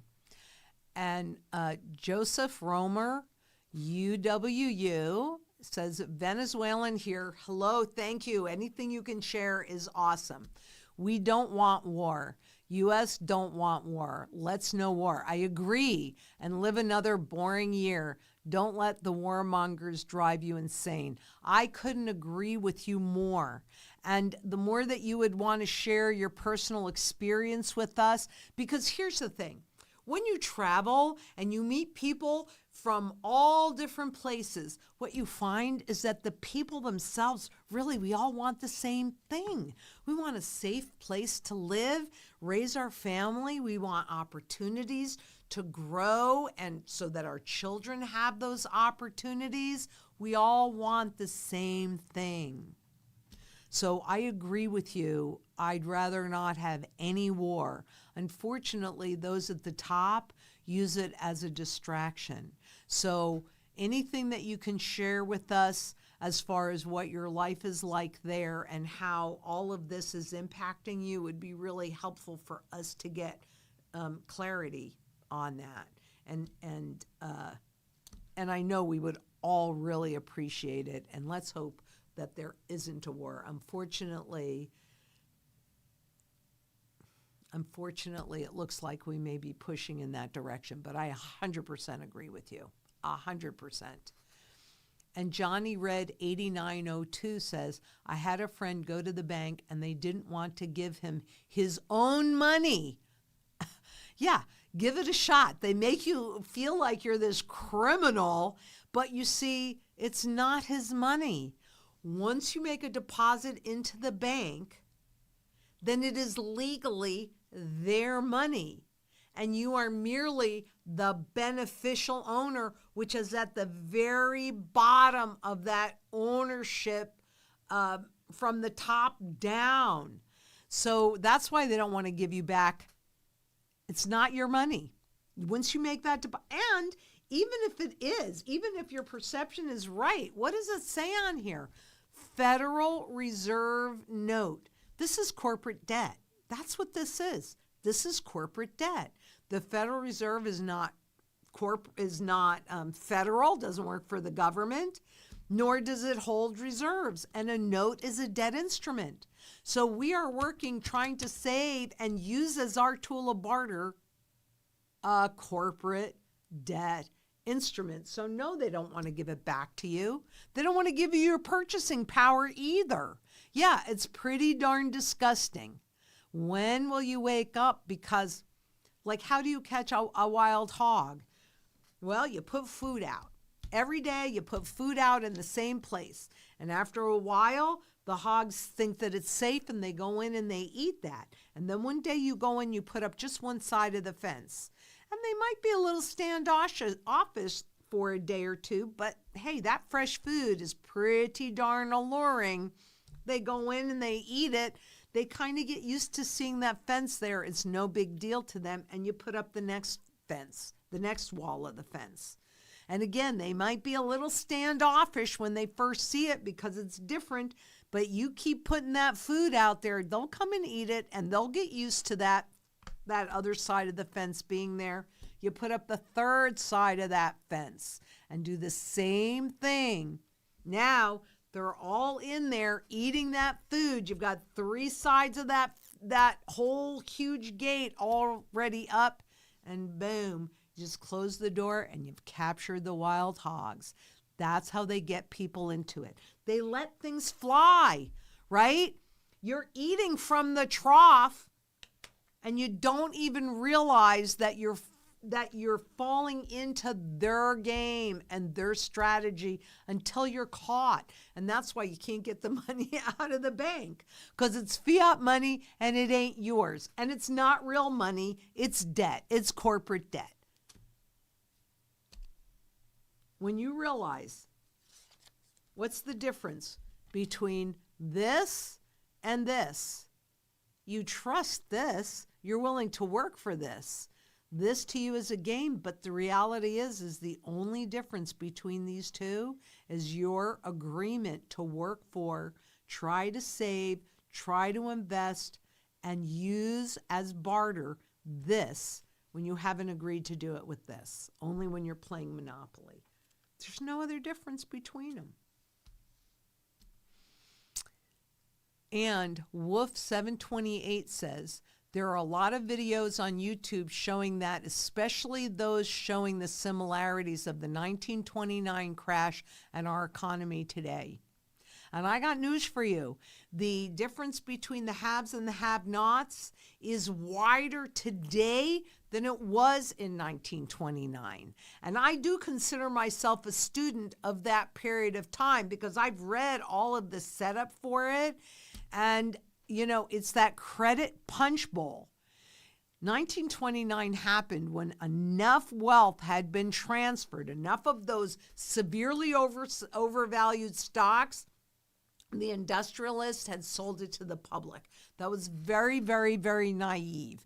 And once that happened, the credit punch bowl was taken away. You look at how much is done on credit today, especially with zero interest rate policy. Yeah, this is worse than 1929. That was the kickoff. This is the end. This is going to be a lot more violent than what happened in the aftermath. And it's also why I believe that we are entering a period of hyperinflationary depression.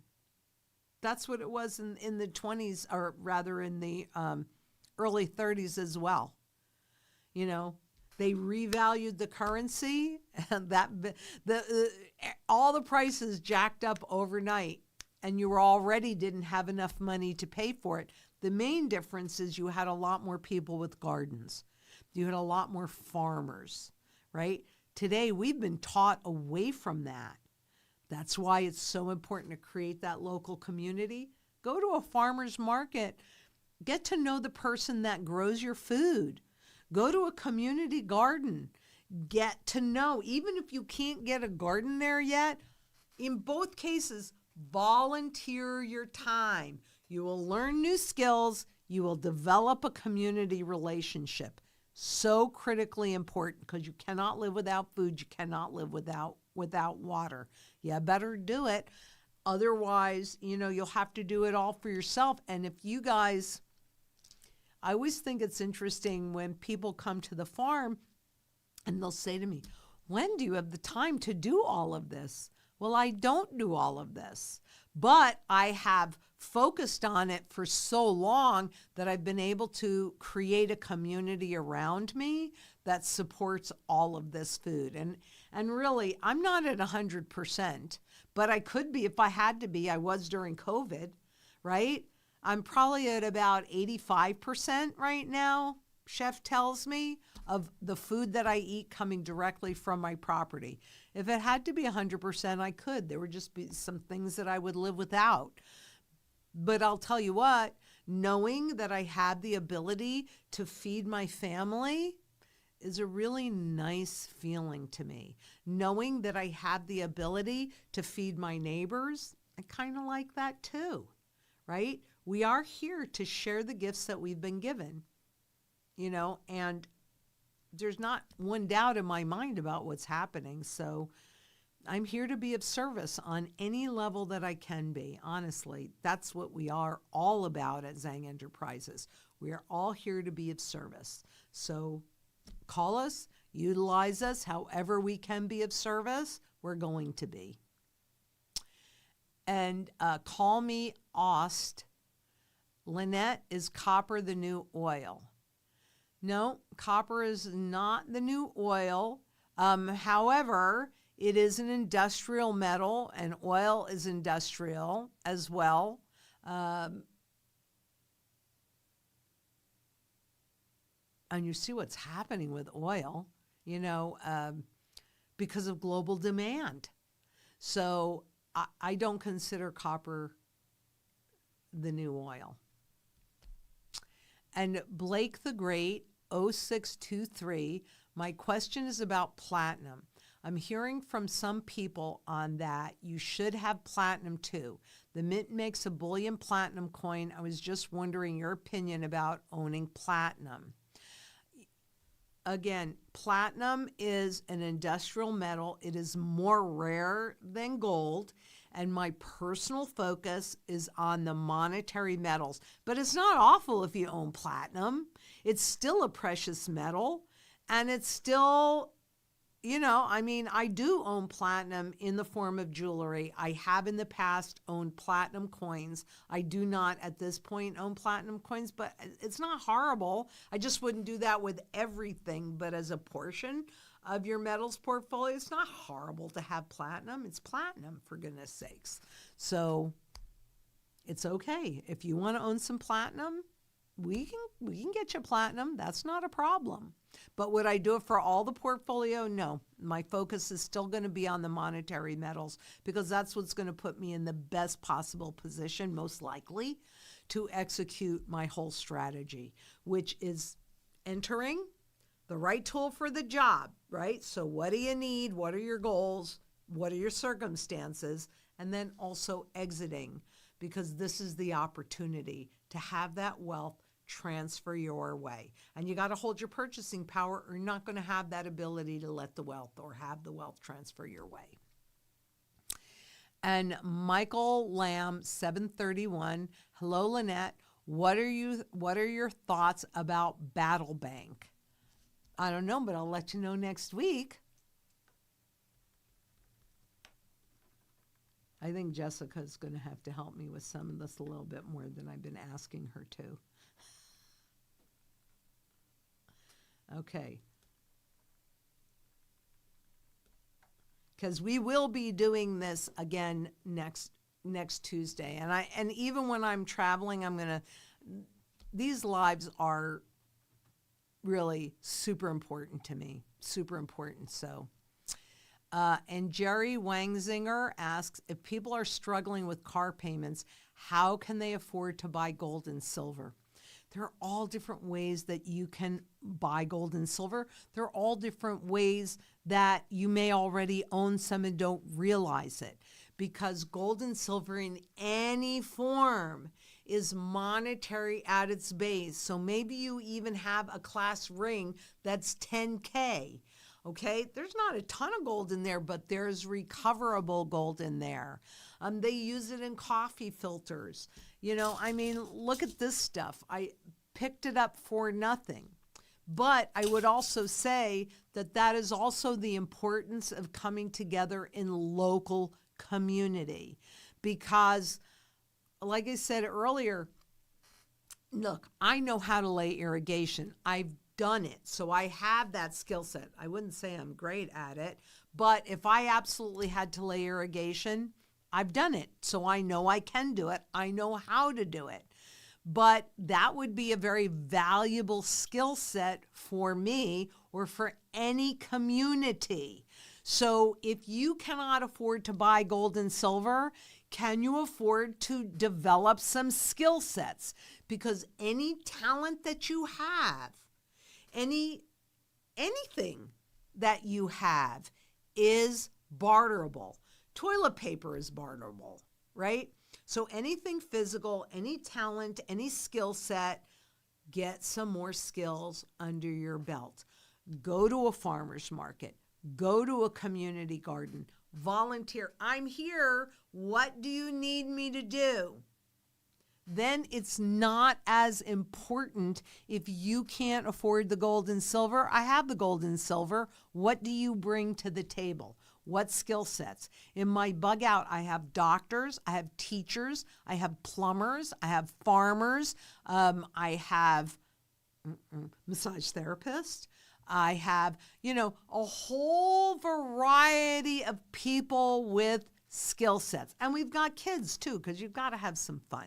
And you've got to have a community is everybody. It's diversity in age and in everything. That's the way I like it. It's a rich community.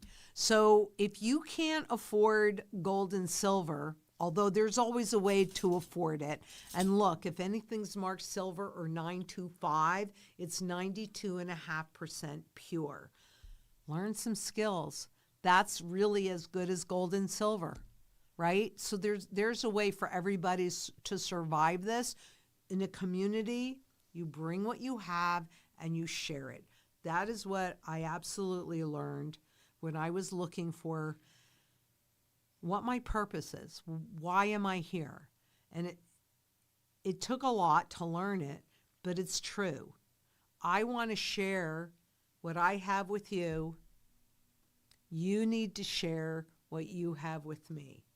And it doesn't have to be something physical. It can easily and happily be any talent that you have, or anything physical that you have, but any talent that aren't you bartering for your income now, right? Learn some new skill sets, bring value to the table. You'll be able to survive this if you find your community and you do that. And Humbly Noble says every company and their uncle is coming out with the digitized gold application, and dealers are adding insane amounts onto spot pricing, dollars moving quickly. Yeah, digitized gold application, but here's the reality. If you don't hold it, you don't own it. I'm not digitizing my gold. Not going to happen. And Jeremy, unless I'm forced. Jeremy Hackler asks, what happens if the government issues another Executive Order 6102 that takes all our gold again before its revaluation? That's why I don't do monetary gold, because this sits in a different category. And, people may poo-poo it. A lot of people do. But then again, they didn't have my experience. And my experience, this is a personal experience with my Uncle Al. I don't really think it's ever an accident of the families that you're born into and the lessons that you have to learn there. And I 100% know that I was born and groomed for this moment in my time. And that's why I appreciate you being here so much, because this is what I'm supposed to be doing. This is why I'm alive. And so, my Uncle Al had 2 floor safes that probably had at least 1,500 ounces of gold in each safe, because he had a whole bunch of these when it was illegal to own more than 5 ounces any other way. And jewelry falls into that category, right? And he could use this kind of gold in the normal marketplace. Because I've had a lot of people say, well, I just won't turn it in. But that means, and look, there's always going to be a black market. So I'm not saying you won't have some place that you can use it, but you're not going to get fair value for it. And you're not going to have the ability to execute openly the strategy and convert that into income producing assets. So I want to execute the strategy, period. I do. So I want the kind of gold that gives me another layer of protection. If you can hold it in an IRA, personally, I don't buy it. If you are really wanting it, right? If you really want bullion, then I'm telling you, we can sell you bullion if that's what you want. rock and roll hoochie coo. I can't tell you what to do. You've got to do what you're comfortable, regardless of what anybody says, but just be properly diversified. That's all. And doesn't that make all the sense in the world? Because there's gold and then there's gold. So, and because this is a leveraged way to do it, it's easy enough to properly diversify whatever it is that you're choosing to hold, even the cryptocurrencies. I'm not telling you don't do it. You've got to do what you're comfortable with. But make sure that you have the real stuff so that if you're wrong, you're okay. You have principle to work with. That's the whole point, my friends. You've got to have purchasing power to work with. If you lose all of it because you stayed inside of a system that evaporated your wealth, you have no principle to work with in the new system. I want you to have that principle. So that's really a lot of what the strategy is about. What if I'm right? What if I'm wrong? Do something where it doesn't matter. That's not hard to do. It's not rocket science. It's just logical. And Kathy Piscatello, so what happens if the government issues another? I guess I answered it. Kathy Piscatello, 3369, asks, hi, Lynette, will the derivatives market ever end? Not if they have their way. Or will there always be a format existing as the manipulation should be a crime and affects retail buyers who owned physical majority in paper? Will the derivative markets ever end? We're going to find out. What I do know is that in the form that they currently are, there are explosions that are happening all over the place, and they will reset. Whether or not, and the derivatives market's been around for a really long time, but there's two different derivative markets. There's one that is kind of like an insurance contract, and then there's one that's pure speculation. So I'd like the one that is an insurance contract to stay, and I'd like the pure speculation that manipulates everything to go away. That's the one that's going to be the most painful. So here's the difference between the two, and then I'll expand on a little bit more. But if I'm a farmer and I'm going to grow a crop and it's January and my crop isn't going to be ready until September, I have no idea if I'm going to have a good crop or a bad crop, if there's going to be too much rain, not enough rain, what the market's going to be, what the prices are going to be. But what I do know is I need X amount of dollars no matter what happens so that I can survive to plant another season. So you would buy a futures contract to guarantee that in September, hey, if everything is hunky-dory in the market, well, however much you paid for that derivative, that's fine. That's your insurance contract. It's the cost of insuring that crop. If, however, there's a problem, then that insurance contract will pay you out and you will have the ability to live another day. That's been around forever, and it makes sense. But in the 90s, that's when the speculative derivatives came in, where all of the high manipulation is, and the unique, they're unique, right? So it's not, there are more that are now more like each other, I guess you could say. But not really. They've just changed formulas and they use netting. I mean, we can't even see the true value that's at risk. And that's something that all of the big kahunas like the Bank for International Settlements, the IMF, the Federal Reserve, the FDIC, everybody admits that they do not know the true value at risk. So when this next one explodes in a way and at a level that cannot be hidden. Because I'm telling you, when they're ratcheting up the rates, there's got to be a whole lot of derivatives that are exploding. But the big kahunas like Chase Bank that creates this garbage also gets to say what is a default or not. And so they can keep a lot of things hidden. We see this little tip of the iceberg when there's all this garbage underneath. I do have derivatives up on there. That is,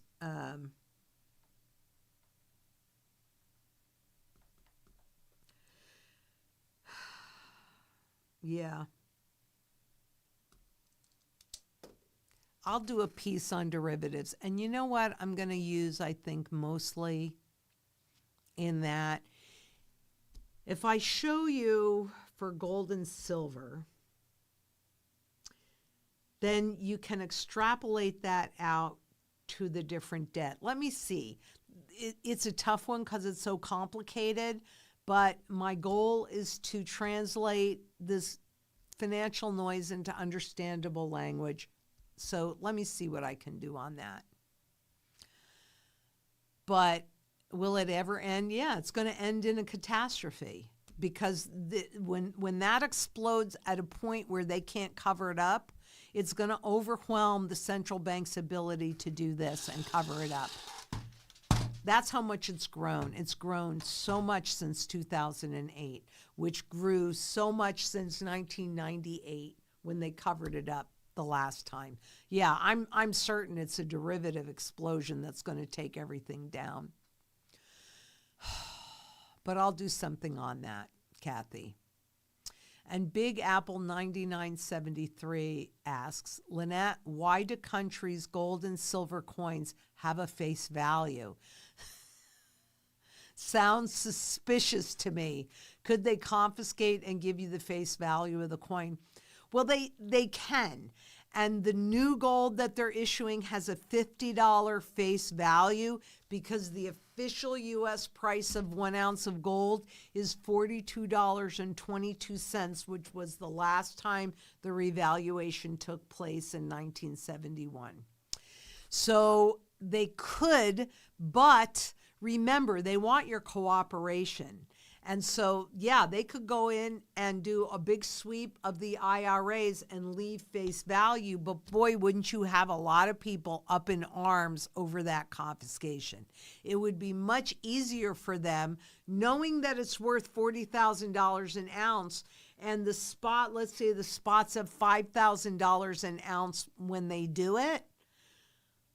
Aren't they better off saying, we're going to give you $7,000 an ounce for it?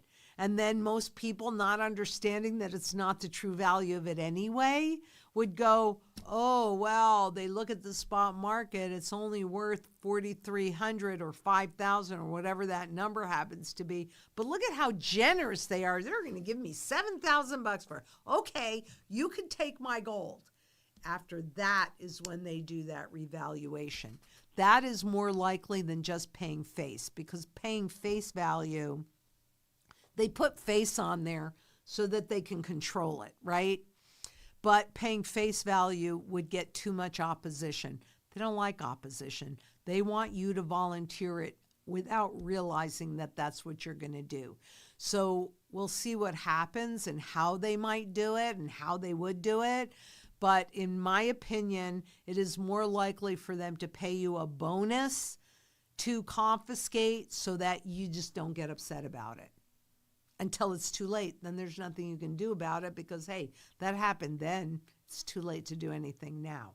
If we can get it back in the system, they can't do that. That's what I'm hoping for. And Lava Salsa 1. Does that mean your salsa is like super hot because it's lava hot?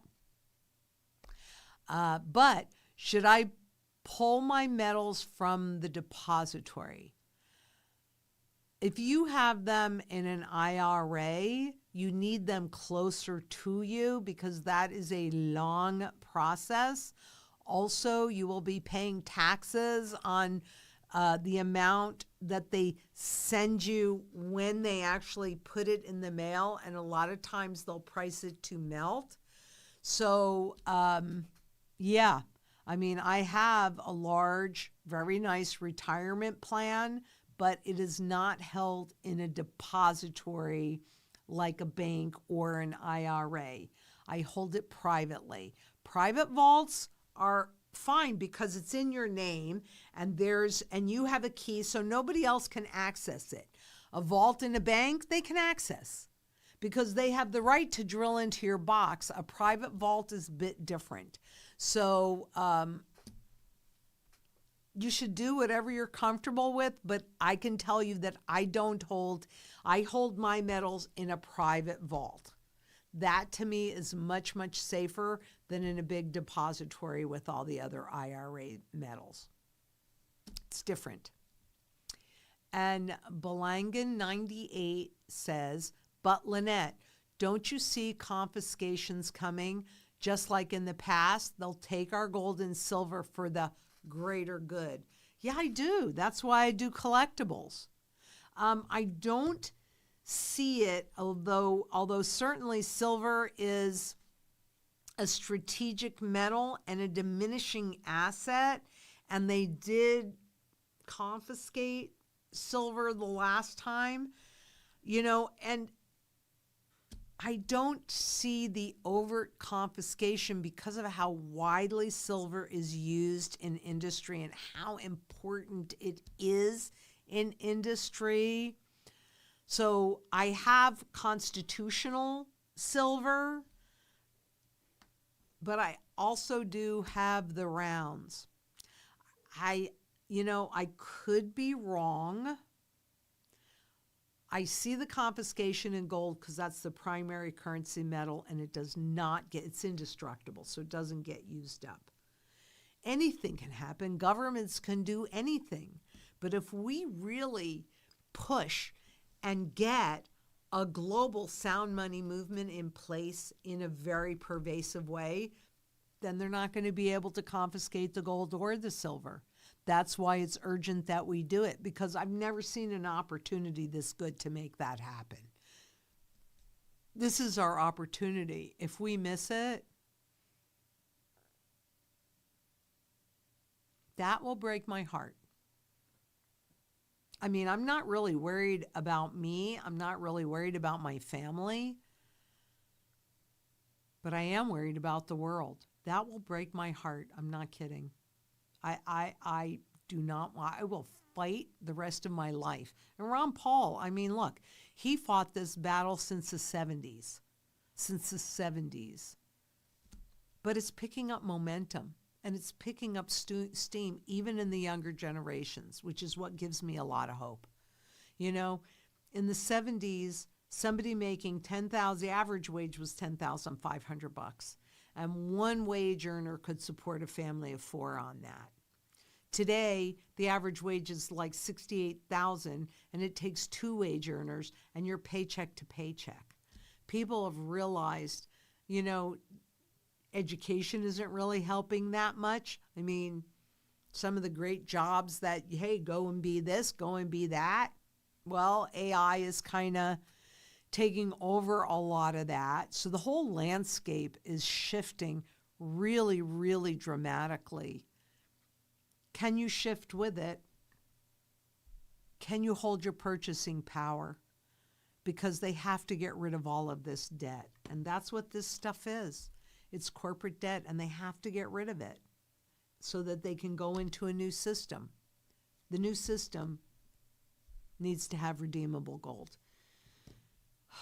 I'll never stop fighting for it, but I hope we don't lose this opportunity.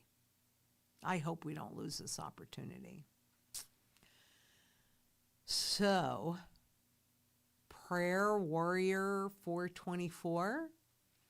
Lynette, everything you say makes so much sense. We put our 401k into gold and now convert our distributions to pre-33 coins. I can see we need direction through your company. Thank you very much, because we are warriors for you too. And that's the way I think of myself. I think of myself as a warrior, so thank you very, very much. And we have time for a couple more questions. Kawik Casey Stim asks, platinum will be worth way more than gold in the end.